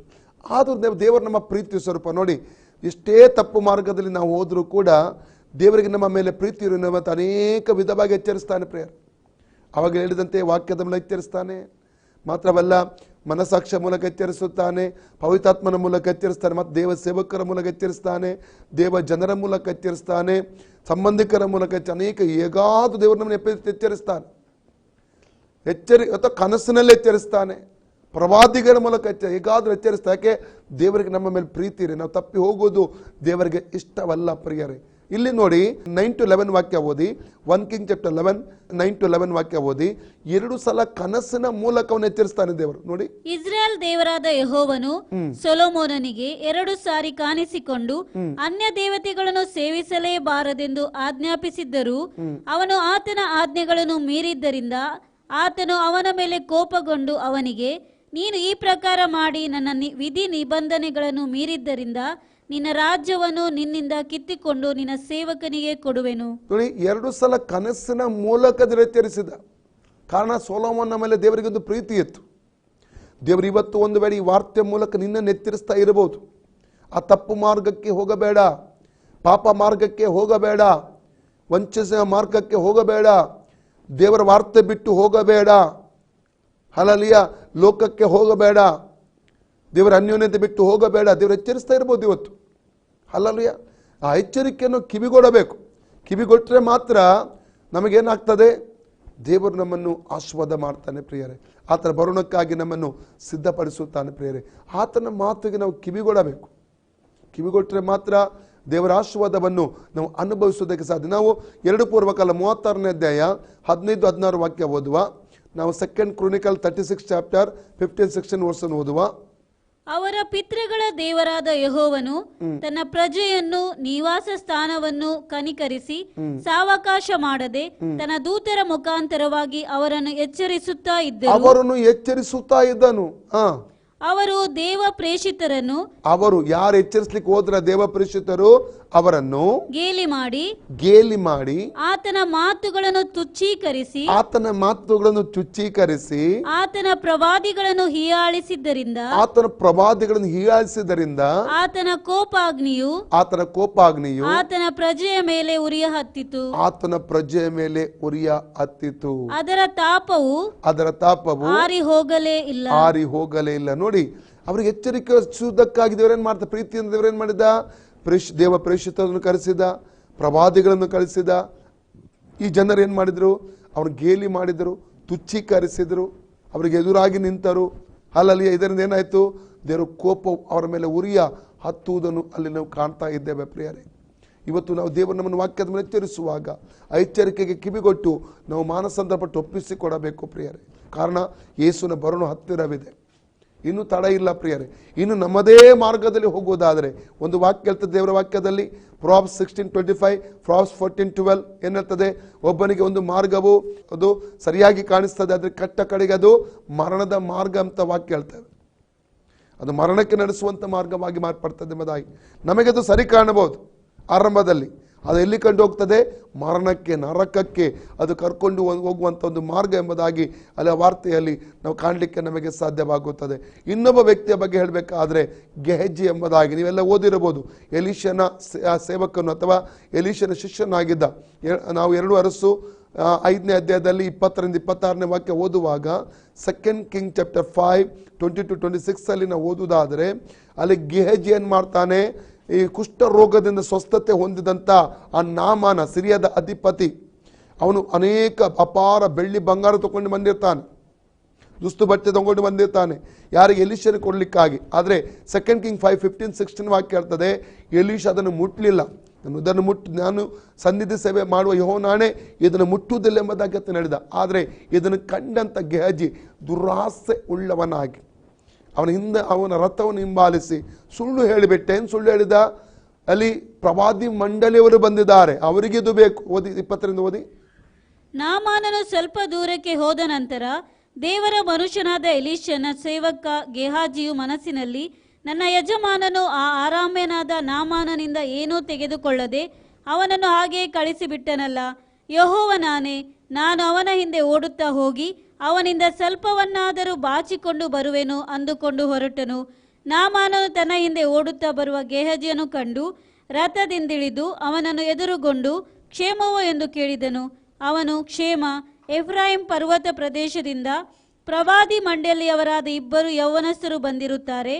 ಆದ್ದರಿಂದ ಅವರಿಗೋಸ್ಕರ ಬೇಗನೆ 1 ತಲಾಂತು ಬೆಳ್ಳಿಯನ್ನು 2 ದಸ್ತು ಬಟ್ಟೆಗಳನ್ನು ತೆಗೆದುಕೊಂಡು ಬರಬೇಕೆಂಬುದಾಗಿ ನನ್ನ ಯಜಮಾನನು ನನ್ನನ್ನು ನಿನ್ನ ಬಳಿಗೆ ಕಳುಹಿಸಿದನು ಎಂದು ಉತ್ತರ ಕೊಟ್ಟನು. ನಾಮಾನನು 2 ತಲಾಂತನಾದರೂ ತೆಗೆದುಕೊಳ್ಳಬಾರದೆ ಎಂದು ಅವನನ್ನು ಒತ್ತಾಯಪಡಿಸಿ ಅದನ್ನು 2 ಚೀಲಗಳಲ್ಲಿ ಹಾಕಿಸಿ ಆ ಚೀಲಗಳನ್ನು 2 ದುಸ್ತು ಬಟ್ಟೆಗಳನ್ನು 2 ಸೇವಕರ ಮೇಲೆ ಹೊರಸಿ ಅವರನ್ನು ಗೆಹಜಿಯ ಸಂಗಡ ಕಳಿಸಿದನು. ಅವರು ಹೊತ್ತುಕೊಂಡು ಇವನ ಮುಂದೆ ನಡೆದರು. ಗುಡ್ಡವನ್ನು ಮುಟ್ಟಿದಾಗ ಗೆಹಾಜಿಯು ಅವುಗಳನ್ನು ತೆಗೆದುಕೊಂಡು ಮನೆಯಲ್ಲಿ ಅಡಗಿಸಿಟ್ಟು ಆಳುಗಳನ್ನು ಕಳುಹಿಸಿಬಿಟ್ಟನು. ಅವರು ಹೊರಟು ಹೋದ ನಂತರ ಇವನು ತನ್ನ ಯಜಮಾನನ ಬಳಿಗೆ ಬಂದನು. ಎಲೀಷನು ಅವನನ್ನು, ಗೆಹಜಿಯೇ, ಎಲ್ಲಿಗೆ ಹೋಗಿ ಬಂದಿ ಎಂದು ಕೇಳಿದನು. ಅದಕ್ಕೆ ಅವನು, ನಿನ್ನ ಸೇವಕನಾದ ನಾನು ಎಲ್ಲಿಯೂ ಹೋಗಲಿಲ್ಲ ಎಂದು ಉತ್ತರ ಕೊಟ್ಟನು. ಆಗ ಎಲೀಷನು ಅವನಿಗೆ, ಒಬ್ಬನು ರಥದಿಂದಿಳಿದು ಬಂದು ನಿನ್ನನ್ನು ಎದುರುಗೊಂಡದ್ದು ನನ್ನ ಜ್ಞಾನದೃಷ್ಟಿಗೆ ಕಾಣಿಸಲಿಲ್ಲವೆಂದು ನೆನೆಸುತ್ತೀಯೋ? ದ್ರವ್ಯ, ಬಟ್ಟೆಗಳು, ಎಣ್ಣೆ ಮರದ ತೋಪುಗಳು, ದ್ರಾಕ್ಷಿ ತೋಟಗಳು, ದನಕುರಿಗಳು, ದಾಸದಾಸಿ ಜನವು ಇವುಗಳನ್ನು ಸಂಪಾದಿಸುವುದಕ್ಕೆ ಇದು ಸಮಯವೋ? ನಾಮಾನನ ಕುಷ್ಠವು ನಿನ್ನನ್ನು ನಿನ್ನ ಸಂತಾನದವರನ್ನು ಸದಾ ಕಾಲ ಹಿಡಿದಿರುವುದು ಅಂದನು. ಕೂಡಲೇ ಅವನಿಗೆ ಕುಷ್ಠ ಹತ್ತಿತು. ಅವನು ಹಿಮದಂತೆ ಬಿಳುಪಾಗಿ ಅವನ ಸನ್ನಿಧಿಯಿಂದ ಹೊರಟು ಹೋದನು. ನೋಡಿ, ನಾಮಾನ ಎಲೀಷನ ಬಳಿಗೆ ಬಂದು ರೋಗ ವಾಸಿ ಮಾಡಿಕೊಂಡ. ಅವನು ಕಳಕೊಂಡಂತಹ ರೋಗ ಇವನಿಗೆ ಸಿಗುವುದು ನಾವು ನೋಡ್ತೇವೆ, ಇವನಿಗೆ ತಗಲುವುದು ನೋಡ್ತೇವೆ. ಕಾರಣ ಏನು? ಎಚ್ಚರಿಕೆ ಇತ್ತು. ಎಲೀಷನ ಬಳಿ ಆತನು ಬೆಳೆದು ಬಂದವನಾಗಿದ್ದನು. ಆದರೆ ಹಣದ ಹಿಂದೆ ಆತನು ಹೋಗುವಂಥದ್ದನ್ನು ಸುಳ್ಳು ಹೇಳಿಕೊಂಡು ಅದರ ಹಿಂದೆ ಓದಿದ ನಿಮಿತ್ತವಾಗಿ ಏನಾಯಿತು? ಅಭಿಷೇಕ ಕಳ್ಕೊಂಡ, ಕರೆ ಕಳ್ಕೊಂಡ, ಮಾತ್ರವಲ್ಲ ಆರೋಗ್ಯವನ್ನು ಕಳ್ಕೊಂಡು ಕೊನೆಗೆ ಸೇವೆಯನ್ನೇ ಕಳ್ಕೊಂಡು ನಷ್ಟಪಡಿಸಿಕೊಂಡು ಹೋಗುವಂಥದ್ದನ್ನು ಇಲ್ಲಿ ನಾವು ಕಾಣ್ತೇವೆ. ನನ್ನ ಪ್ರೀತಿಯ ಸಹೋದರಿ, ದೇವರು ನಿನ್ನನ್ನು ಪ್ರೀತಿಯಿಂದ ಎಚ್ಚರಿಸ್ತಾ ಇದ್ದಾನೆ. ದೇವರ ಎಚ್ಚರಿಕೆಯನ್ನು ಕಡೆಗಾಣಿಸೋದು ಬೇಡ. ಇವತ್ತೊಂದು ವೇಳೆ ಪಾಪದ ಮಾರ್ಗದಲ್ಲಿ ಇರುವುದಾದರೆ, ನೀನು ಒಬ್ಬ ರಕ್ಷಣೆ ಹೊಂದಿದ ತಂದೆ ಮಗ ಪವಿತ್ರ ನೀರಲ್ಲಿ ಮುಳುಗಿ ದೀಕ್ಷೆ ತೆಗೆದುಕೊಂಡ ಒಬ್ಬ ಕ್ರೈಸ್ತ ವಿಶ್ವಾಸಿ ಆಗಿರಬಹುದು, ರೆಗ್ಯುಲರ್ ಸಭೆಗೆ ಹೋಗುವಂಥ ವ್ಯಕ್ತಿ ಆಗಿರ್ಬೋದು. ಆದರೆ ನೀನು ರಹಸ್ಯ ಜೀವಿತವು ದೇವರ ಮುಂದೆ ಸರಿ ಇಲ್ಲದೆ ಆಗಿರಬಹುದು. ಪಾಪದೊಟ್ಟಿಗೆ ನೀನು ಜೀವಿಸುವಂಥ ವ್ಯಕ್ತಿ ಆಗಿರಬಹುದು. ರಹಸ್ಯ ಪಾಪ, ವಂಚನೆ, ಮೋಸ ಇಂಥದ್ದರಲ್ಲಿ ನೀನು ಜೀವಿಸುವಂಥ ವ್ಯಕ್ತಿ ಆಗಿರಬಹುದು. ನೀನು ಎಣಿಸಬಹುದು, ನನ್ನ ಜೀವಿತ ಯಾರಿಗೂ ಗೊತ್ತಿಲ್ಲ, ಆ ದೇವರಿಗೆ ಗೊತ್ತುಂಟು. ದೇವರು ಇವತ್ತು ಎಚ್ಚರಿಸ್ತಾ ಇದ್ದಾನೆ, ಪಾಪವನ್ನು ಬಿಟ್ಟು ಮಾನಸಾಂತರ ಪಟ್ಟು ದೇವರ ಕಡೆಗೆ ತಿರುಗಿ ಬಾ. ದೇವರು ನಿನ್ನ ಪ್ರೀತಿ ಮಾಡ್ತಾನೆ. ನೋಡಿ, ಇವೆಲ್ಲ ಇಲ್ಲಿ ನಾವು ಬಿಟ್ಟು ಹೋಗುತ್ತೇವೆ, ಎಲ್ಲವನ್ನು ಇಲ್ಲಿ ಬಿಟ್ಟು ಹೋಗ್ತೇವೆ ಒಂದು ದಿವಸ. ಅಲ್ಲಲ್ಲಿಯ ನಮ್ಮ ಆತ್ಮ ರಕ್ಷಣೆ ಹೊಂದಬೇಕು. ಅದಕ್ಕೆ ದೇವರು ಒಂದು ಮಾತಾಡಿದೆ ಸ್ವಾಮಿ, ಮ್ಯಾಥ್ಯೂ 16:26 ಮತ್ತೆ 16-26ನೇ ವಾಕ್ಯದಲ್ಲಿ, ಒಬ್ಬನ ಇಡೀ ಲೋಕವನ್ನು ಸಂಪಾದನೆ ಮಾಡಿ ತನ್ನ ಆತ್ಮವನ್ನು ನಷ್ಟಪಡಿಸಿಕೊಳ್ಳುವುದಾದರೆ ಏನು ಪ್ರಯೋಜನ ಎಂಬುದಾಗಿ. ಅಲ್ಲಲ್ಲಿಯ ನಾವು ಅನೇಕ ಎಚ್ಚರಿಕೆಯ ವಿಷಯಗಳೆಲ್ಲ ಸತ್ಯವನ್ನು ಓದ್ತೇವೆ. ಮೊದಲದಾಗಿ ನಾವು ಆತನ ಬರೋಣಕ್ಕಾಗಿ ಎಚ್ಚರವಾಗಿರಬೇಕು. ಯೇಸು ಕ್ರಿಸ್ತನ ರಹಸ್ಯ ಬರೋಣಕ್ಕೆ ಸಿದ್ಧಪಡಿಸಿಕೊಳ್ಳಬೇಕು. ಒಂದು ವಾಕ್ಯ ಓದುವ, ಮ್ಯಾಥ್ಯೂ 24:42 ಮತ್ತು 24:42. ಹೀಗಿರಲಾಗಿ ನಿಮ್ಮ ಕರ್ತನು ಬರುವ ದಿನವು ನಿಮಗೆ ಗೊತ್ತಿಲ್ಲವಾದುದರಿಂದ ಎಚ್ಚರವಾಗಿರಿ. ಅಲ್ಲಲ್ಲುಯ್ಯ. ನನ್ನ ಪ್ರೀತಿಯ ಸಹೋದರಿ, ಆತನು ಬರುವ ದಿನ ನನಗೂ ಗೊತ್ತಿಲ್ಲ, ನಿಮಗೂ ಗೊತ್ತಿಲ್ಲ. ಬರ್ತಾನೆ 100% ಖಂಡಿತ 100% ಯೇಸು ಬರ್ಲಿಕ್ಕಿದ್ದಾನೆ. ಸಿದ್ಧವಾದ ಸಭೆ ಅಂತ ಜೊತೆಲಿ ಕರ್ಕೊಂಡು ಹೋಗ್ತಾನೆ. ಇವತ್ತು ನಾನು ಮತ್ತು ನೀವು ಸಿದ್ಧವಾಗಿದ್ದೇವಾ? ಆತನು ಇವತ್ತು ಬಂದರೆ ನಾನು ಎತ್ತಲ್ಪಡಲಿಕ್ಕೆ ಸಾಧ್ಯವಾ? ನಾನು ಎಚ್ಚರವಾಗಿದ್ದೇನೆ. ಇವತ್ತು ನಮ್ಮನ್ನೇ ಪರೀಕ್ಷೆ ಮಾಡಿಕೊಳ್ಳೋಣ. ಇನ್ನೊಂದು ವಾಕ್ಯ ಓದುವ, ಮ್ಯಾಥ್ಯೂ ಚಾಪ್ಟರ್ 25:13 ಮತ್ತು 25:13. ಆದ ಕಾರಣ ಆ ದಿನವಾದರೂ ಗಳಿಗೆಯಾದರೂ ನಿಮಗೆ ಗೊತ್ತಿಲ್ಲವಾದ್ದರಿಂದ ಎಚ್ಚರವಾಗಿರಿ. ಆ ಗಳಿಗೆ, ಆ ದಿನ ನಿಮಗೆ ಗೊತ್ತಿಲ್ಲವಾದುದರಿಂದ ಎಚ್ಚರವಾಗಿ. ಇನ್ನೊಂದು ವಾಕ್ಯ ಓದಿ, ಮ್ಯಾಥ್ಯೂ 26:41 ಮತ್ತು 26:41. ಶೋಧನೆಗೆ ಒಳಗಾಗದಂತೆ ಎಚ್ಚರವಾಗಿದ್ದು ಪ್ರಾರ್ಥಿಸಿರಿ. ಮನಸ್ಸು ಸಿದ್ಧವಾಗಿದೆ ಸರಿ, ಆದರೆ ದೇಹಕ್ಕೆ ಬಲ ಸಾಲದು ಎಂದು ಹೇಳಿದನು. ಶೋಧನೆಗೆ ಒಳಗಾಗದಂತೆ ಎಚ್ಚರವಾಗಿದ್ದು ಪ್ರಾರ್ಥಿಸಿರಿ. ನಾವು ಶೋಧನೆಯಲ್ಲಿ ಬೀಳದೆ ಇರಬೇಕಾದ್ರೆ ಎಚ್ಚರವಾಗಿದ್ದು ನಾವು ಪ್ರಾರ್ಥಿಸಬೇಕು. ಪ್ರಾರ್ಥನೆ ಜೀವಿತ ನಮಗೆ ಅತಿ ಅವಶ್ಯಕವಾಗಿ ಬೇಕು ಪ್ರಿಯರೇ. ಇನ್ನೊಂದು ವಾಕ್ಯ ಓದಿ, ಮಾರ್ಕ 13:32-33. ಮಾರ್ಕ್ 13:32-33. ಇದಲ್ಲದೆ ಆ, ಆ ದಿನದ ವಿಷಯವಾಗಿ, ಆ ದಿನದ ವಿಷಯವಾಗಿ, ಆ ಗಳಿಗೆಯ ಆ ವಿಷಯವಾಗಿ ಗಳಿಗೆ ವಿಷಯವಾಗಿ ನನ್ನ ತಂದೆಗೆ ತಿಳಿಯುವುದೇ ಹೊರತು ನನ್ನ ತಂದೆಗೆ ತಿಳಿದೇ ಹೊರತು ಮತ್ತಾರಿಗೂ ತಿಳಿಯದು, ಮತ್ತಾರಿಗೂ ತಿಳಿಯದು, ಪರಲೋಕದಲ್ಲಿರುವ ದೂತರಿಗೂ ತಿಳಿಯದು, ಪರಲೋಕದಲ್ಲಿರುವ ದೂತರಿಗೂ ತಿಳಿಯದು, ಮಗನಿಗೂ ತಿಳಿಯದು. ಮಗನಿಗೂ ತಿಳಿಯದು. ಆ ಕಾಲವು ಯಾವಾಗ ಬರುವುದೋ ಅಂದ್ರೆ ಯೇಸು ಕ್ರಿಸ್ತನ ರಹಸ್ಯವನ್ನು ಯಾವಾಗ ಬರುವುದೋ ನಿಮಗೆ ಗೊತ್ತಿಲ್ಲವಾದ್ದರಿಂದ ನಿಮಗೆ ಗೊತ್ತಿಲ್ಲವಾದ್ದರಿಂದ ನೋಡಿಕೊಳ್ಳಿರಿ, ನೋಡಿಕೊಳ್ಳಿರಿ, ಜಾಗರೂಕರಾಗಿರಿ. ಜಾಗರೂಕರಾಗಿರಿ. ಎಂತ ವಾಕ್ಯ ನೋಡಿ. ಇನ್ನೊಂದು ವಾಕ್ಯ ಓದಿ, ಲೂಕ್ 12:35-40. ಲೂಕ 12:35-40. ನಿಮ್ಮ ನಡುಗಳು ಕಟ್ಟಿರಲಿ, ನಿಮ್ಮ ನಡುಗಳು ಕಟ್ಟಿರಲಿ, ನಿಮ್ಮ ದೀವಟಿಕೆಗಳು ಉರಿಯುತ್ತಾ ಇರಲಿ. ನಿಮ್ಮ ದೀವಿಟಿಗಳು ಉರಿಯುತ್ತಾ ಇರಲಿ. ನೀವಂತೂ ಅಂದ್ರೆ ನಾವು ಸಿದ್ಧವಾಗಿರಬೇಕು. ನಡು ಕಟ್ಟುವಂತದಂದ್ರೆ ಆತನ ಬರೋಣಕ್ಕೆ ಸಿದ್ಧವಾಗಿ ನಿಲ್ಲುವಂಥದ್ದು. ನಡು ಕಟ್ಟುವುದು ಸಿದ್ಧತೆಯನ್ನು ಸೂಚಿಸ್ತಾ ಇದೆ. ದೀವಿಟ್ಟಿಗೆ ಎಂಬುದಾಗಿ ಹೇಳ್ಬೇಕಾದ್ರೆ ಆತ್ಮದಲ್ಲಿ ಉರಿಯುತ್ತಾ ಇರುವಂತ ಅನುಭವ ಆಗಿದೆ. ಓಕೆ, ಮುಂದೆ ಓದಿ. ನೀವಂತೂ ತಮ್ಮ ಯಜಮಾನನು ನನ್ನ ಯಜಮಾನ ಯೇಸು ಕ್ರಿಸ್ತನು ಬಂದು ತಟ್ಟಿದ ಕೂಡಲೇ ಬಂದು ತಟ್ಟಿದ ಕೂಡಲೇ ಕದವನ್ನು ತೆರೆಯುವುದಕ್ಕೆ ಸಿದ್ಧವಾಗಿದ್ದು, ಕದವನ್ನು ತೆರೆದಕ್ಕೆ ಸಿದ್ಧವಾಗಿದ್ದು, ಮದುವೆ ಊಟವನ್ನು ಯಾವಾಗ ತೀರಿಸಿಕೊಂಡು. ಅಲ್ಲಿಂದ ಬರಲಿಡಿ. ಮ್ಯಾಥ್ಯೂ 25:10 ಇಂದ ಓದಿ, 10ನೇ ವಾಕ್ಯದಿಂದ ಓದಿ. ಅವರು ಕೊಂಡುಕೊಳ್ಳಲಿಕ್ಕೆ ಹೋದಾಗ ಮೊದಲಿಂಗನು ಬಂದನು. ಸಿದ್ಧವಾಗಿದ್ದವರು ಅವನ ಸಂಗಡ ಮದುವೆ ಮನೆಯೊಳಕ್ಕೆ ಹೋದರು. ಅವನ ಸಂಗಡ ಅಂದ್ರೆ ಮೊದಲಿಂಗನ ಯೇಸು ಕ್ರಿಸ್ತನ ಸಂಗಡ ಮದುವೆ ಮನೆಯೊಳಕ್ಕೆ ಹೋದರು. ಮುಂದೆ ಏನಾಯ್ತು? ಬಾಗಿಲು ಮುಚ್ಚಲಾಯಿತು. ತರುವಾಯ ಉಳಿದ ಕನ್ಯರು ಸಹ ಬಂದು, ಸ್ವಾಮಿ ಸ್ವಾಮಿ, ನಮಗೆ ತೆರೆಯಿರಿ ಅಂದರು. ಆತನು, ನಿಮ್ಮನ್ನು ನಾನು ಅರಿಯನು, ನಿಮಗೆ ಸತ್ಯವಾಗಿ ಹೇಳುತ್ತೇನೆ. ಸಿದ್ಧವಾಗಿದ್ದರೆ ಇದೇ ಗತಿ ಆಗುತ್ತೆ. ನಿಮ್ಮನ್ನು ಅರಿಯನು. ಸಿದ್ಧವಾಗಿದ್ದ ಬಾಗಿಲು ತೆರೆಯಲ್ಪಟ್ಟಿತ್ತು. ಸಿದ್ಧವಾಗಿದ್ದವರು ಮದುವೆ ಮನೆಯೊಳಕ್ಕೆ ಹೋದರು ಎಂಬುದಾಗಿ ನಾವು ನೋಡ್ತೇವೆ. ಓಕೆ, ಲೂಕ್ ಚಾಪ್ಟರ್ 12:35 ತಿರುಗಿ ಬನ್ನಿ, ಮುಂದುವರೆದ ಭಾಗ ಓದಿ. ನೀವಂತೂ ತಮ್ಮ ಯಜಮಾನನು ಬಂದು ತಟ್ಟಿದ ಕೂಡಲೇ ಕದವನ್ನು ತೆರೆಯುವುದಕ್ಕೆ ಸಿದ್ಧವಾಗಿದ್ದು, ಮದುವೆ ಊಟವನ್ನು ಯಾವಾಗ ತೀರಿಸಿಕೊಂಡು ಬರುವನೋ ಎಂದು ಅವನನ್ನು ಎದುರು ನೋಡುತ್ತಿರುವ ಮನುಷ್ಯರಂತಿರಿ. ಯಜಮಾನನು ಬಂದು ಯಾವ ಯಾವ ಆಳುಗಳು ಎಚ್ಚರವಾಗಿರುವುದನ್ನು ಕಂಡುಕೊಳ್ಳುವನು, ಆ ಆಳುಗಳೇ ಧನ್ಯರು. ಆತನೇ ನಡು ಕಟ್ಟಿಕೊಂಡು ಅವರನ್ನು ಊಟಕ್ಕೆ ಕೂಡ್ರಿಸಿ ಹತ್ತಿರಕ್ಕೆ ಬಂದು ಅವರಿಗೆ ಸೇವೆ ಮಾಡುವನು ಎಂದು ನಿಮಗೆ ಸತ್ಯವಾಗಿ ಹೇಳುತ್ತೇನೆ. ನೋಡಿ, ಆತನ ಬರೋಣಕ್ಕೆ, ಆತನ ಬರುವಾಗ ಸಿದ್ಧವಾಗಿರುವ ಎಚ್ಚರವಾಗಿರುವರು ಧನ್ಯರಂತ ಓದ್ತೇವೆ. ಇನ್ನೊಂದು ವಾಕ್ಯ ನಾವು ಓದಿಕೊಳ್ಳುವ 1 Corinthians chapter 16:13. 1 Corinthians 16:13. ಎಚ್ಚರವಾಗಿರಿ, ಕ್ರಿಸ್ತ ನಂಬಿಕೆಯಲ್ಲಿ ದೃಢವಾಗಿ ನಿಲ್ಲಿರಿ.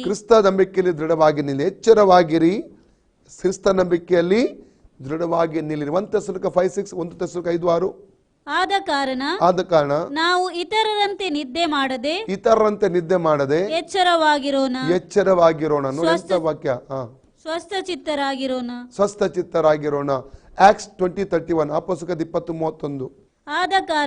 ಆದ ಕಾರಣ ನಾನು ಕಣ್ಣೀರು ಸುರಿಸುತ್ತಾ 3 ವರ್ಷ ಹಗಲಿರುಳು ಎಡೆಬಿಡದೆ ಪ್ರತಿಯೊಬ್ಬನಿಗೆ ಬುದ್ಧಿ ಹೇಳಿದ್ದೇನೆಂದು ನೀವು ಜ್ಞಾಪಕ ಮಾಡಿಕೊಂಡು ಎಚ್ಚರವಾಗಿರಿ. ನೋಡಿ, ಎಂತ ಒಂದು ಮಾತು ಪೌಲನು ಹೇಳ್ತಾ ಇದ್ದಾನೆ. ಯಾರಿಗೆ? ಅದು ನಾರ್ಮಲ್ ವಿಶ್ವಾಸಕ್ಕೆ ಅಲ್ಲ. ಈ ಸಭೆಯ, ಈ ಒಂದು ಎಫೆಸ ಸಭೆಯ ಹಿರಿಯರ ಒಂದು ಕೂಟ ನಡೀತಾ ಉಂಟು. ಆದರೆ ಹಿರಿಯರಿಗೆ ಬುದ್ಧಿವಾದ ಹೇಳ್ತಾ ಇದ್ದಾನೆ. ನೋಡಿ, 25, 26, 27 ಓದಿ. ಅದೇ ಅಧ್ಯಾಯದಲ್ಲಿ ಆಕ್ಟ್ಸ್ 20, 25, 26, 27 ವರ್ಸ್. ಇಗೋ, ಇಷ್ಟು ದಿವಸ ನಿಮ್ಮಲ್ಲಿ ಸಂಚಾರ ಮಾಡಿ ದೇವರ ರಾಜ್ಯವನ್ನು ಸಾರಿದವನಾದ ನನ್ನ ಮುಖವನ್ನು ಇನ್ನು ಮೇಲೆ ನಿಮ್ಮಲ್ಲಿ ಒಬ್ಬರೂ ಕಾಣುವುದಿಲ್ಲವೆಂದು ಬಲ್ಲೆನು. ಆದ ಕಾರಣ ನಾನು ಈ ಹೊತ್ತು ಪ್ರಮಾಣವಾಗಿ ಹೇಳುತ್ತೇನೆ, ನಿಮ್ಮಲ್ಲಿ ಯಾರಾದರೂ ನಾಶವಾದರೆ ಅದು ನನ್ನ ದೋಷವಲ್ಲ. ಯಾಕೆಂದರೆ ಒಂದನ್ನು ಮರೆ ಮಾಡದೆ ದೇವರ ಸಂಕಲ್ಪವನ್ನೆಲ್ಲ ನಿಮಗೆ ತಿಳಿಸಿದೆನು. ದೇವರು ಸ್ವರಕ್ತದಿಂದ, ಸಾಕು, ಎಲ್ಲವೂ ನನಗೆ ಏನು ಹೇಳಬೇಕಾಗಿದೆ ಎಲ್ಲ ಹೇಳಿದ್ದೇನೆ. ಪುನಃ ನೀವು ನಾಶವಾದರೆ ಅದು ನನ್ನ ದೋಷ ಅಲ್ಲ. ಹೇಳಬೇಕಾದನ್ನು ನಾನು ನಿಮಗೆ ಹೇಳಿದ್ದೇನೆ. ಎಚ್ಚರಿಸಬೇಕಾದ ವಿಷಯಗಳನ್ನು ಎಚ್ಚರಿಸಿದ್ದೇನೆ. ಹಲ್ಲೆಲೂಯಾ. ಇವತ್ತು ನಮ್ಮ ದೇವರ ಕೈಗೆ ನಾವು ಒಪ್ಪಿಸಿಕೊಡುವ ಪ್ರಿಯರೇ, ಎಚ್ಚರವಾಗಿರು ಎಂಬುದಾಗಿ ಸಾರ್ದಿಸ್ ಸಭೆಗೆ ಕರ್ತನು ಸಂದೇಶ ಕೊಡ್ತಾ ಇದ್ದಾನೆ. ಕೇವಲ ಸಾರ್ದಿಸ್ ಸಭೆಗೆ ಮಾತ್ರವಲ್ಲ, ಭೂಲೋಕದಲ್ಲಿರುವ ಕರ್ತನ ಯೇಸು ಕ್ರಿಸ್ತನ ಸಾರ್ವತ್ರಿಕ ಸಭೆಗೂ ಇದು ಸಂದೇಶವಾಗಿದೆ. ಈ ವೈಯಕ್ತಿಕವಾಗಿ ಕ್ರೈಸ್ತ ವಿಶ್ವಾಸಿಗಿರುವ ಈ ಒಂದು ಸಂದೇಶವಾಗಿದೆ. ಇವತ್ತು ನನ್ನೊಟ್ಟಿಗೆ ದೇವರು ನಿಮ್ಮೊಟ್ಟಿಗೆ ಮಾತಾಡ್ತಾ ಇದ್ದಾನೆ. ಎಚ್ಚರವಾಗಿರು. ಇವತ್ತು ನಾವು ಎಚ್ಚರವಾಗಿದ್ದೇವಾ? ನಮ್ಮನ್ನೇ ಪರೀಕ್ಷೆ ಮಾಡಿಕೊಳ್ಳುವ ಪ್ರಿಯರೇ, ಎಚ್ಚರವಾಗಿದ್ದೇವಾ? ಯಾವ ವಿಷಯದ ಎಚ್ಚರವಾಗಿದ್ದೇವೆ? ನಮ್ಮ ವಿಷಯದಲ್ಲಿ ಎಚ್ಚರವಾಗಿದ್ದೇವಾ? ಇವತ್ತು ಪಾಪದಲ್ಲಿ ಜೀವನ ಮಾಡ್ತಾ ಇದ್ದೇವೆ, ಆತನ ಬರೋಣಕ್ಕೆ ಸಿದ್ಧರಾಗಿದ್ದೇವಾ? ಪರಿಶುದ್ಧವಾದಂಥ ಜೀವಿತವನ್ನು ಈ ಲೋಕದಲ್ಲಿ ಜೀವನ ಮಾಡ್ತಾ ಇದ್ದೇವಾ? ದೇವರಿಗೆ ಭಯಪಟ್ಟು ನಾವು ಜೀವನ ಮಾಡ್ತಾ ಇದ್ದೇವಾ? ನಮ್ಮನ್ನು ಪರೀಕ್ಷೆ ಮಾಡಿಕೊಳ್ಳೋಣ. ಲೋಕದಲ್ಲಿ ಆಲ್ರೆಡಿ ಡಿಸಾಸ್ಟರ್ ಸ್ಟಾರ್ಟ್ ಆಗಿದೆ ಪ್ರಿಯರೇ, ನಾವು ನೋಡ್ತಾ ಇದ್ದೇವೆ. ಕೊರೋನಾ ಮಾತ್ರವಲ್ಲ, ಅನೇಕ ವಿಧವಾದಂಥ ಸಂಗತಿಗಳನ್ನು ಕಾಣ್ತಾ ಇದ್ದೇವೆ ಲೋಕದಲ್ಲಿ. ಅಲ್ಲಲ್ಲಿಯ ಭಯಂಕರವಾದ ಸಂಗತಿ ಈಗಾಗಲೇ ನಡೀಲಿಕ್ಕೆ ಸ್ಟಾರ್ಟ್ ಆಗಿದೆ.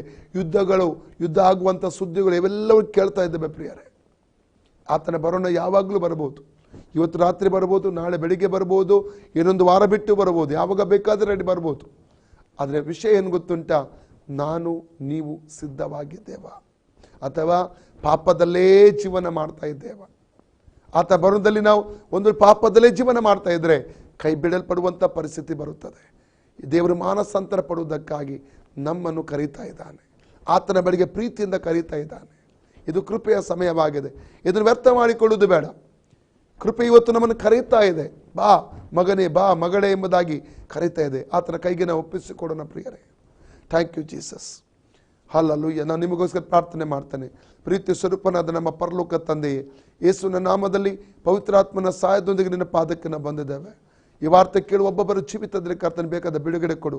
ನಿನ್ನ ಬರೋಣಕ್ಕಾಗಿ ಸಿದ್ಧಪಡಿಸು.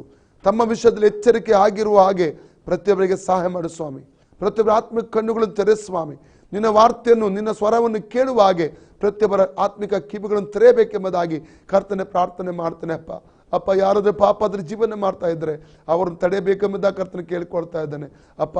ಯಾರು ನಾಶವಾಗಬಾರದು, ಯಾರು ನರಕಕ್ಕೆ ಹೋಗಬಾರದು ಸ್ವಾಮಿ, ಯಾರು ರಕ್ಷಣೆ ಕಳ್ಕೊಳ್ಳಬಾರದು ರಾಜ್ಯ. ಹೊಂದಿದ ರಕ್ಷಣೆಯನ್ನು ಕಾಪಾಡಿಕೊಂಡು ದೃಢವಾಗಿ ನಂಬಿಕೆಯಲ್ಲಿ ಕೊನೆಯವರೆಗೆ ನಿಲ್ಲುವ ಹಾಗೆ ಪ್ರತಿಯೊಂದು ಬಲಪಡಿಸಬೇಕೆಂಬುದಾಗಿ ಕರ್ತನೆ ಪ್ರಾರ್ಥನೆ ಮಾಡುತ್ತೇನೆ. ಪ್ರಾರ್ಥನೆ ಕೇಳಿದ್ದೆ, ಉತ್ತರ ಕೊಟ್ಟಿದ್ದಕ್ಕ ಸ್ತೋತ್ರ ಕರ್ತನೆ. ಯೇಸು ಕ್ರಿಸ್ತನ ಹೆಸರಿನಲ್ಲಿ ಬೇಡಿ ಹೊಂದಿದ್ದೇವೆ ನಮ್ಮ ತಂದೆ ಆ ದೇವರೇ, ಆಮೆನ್.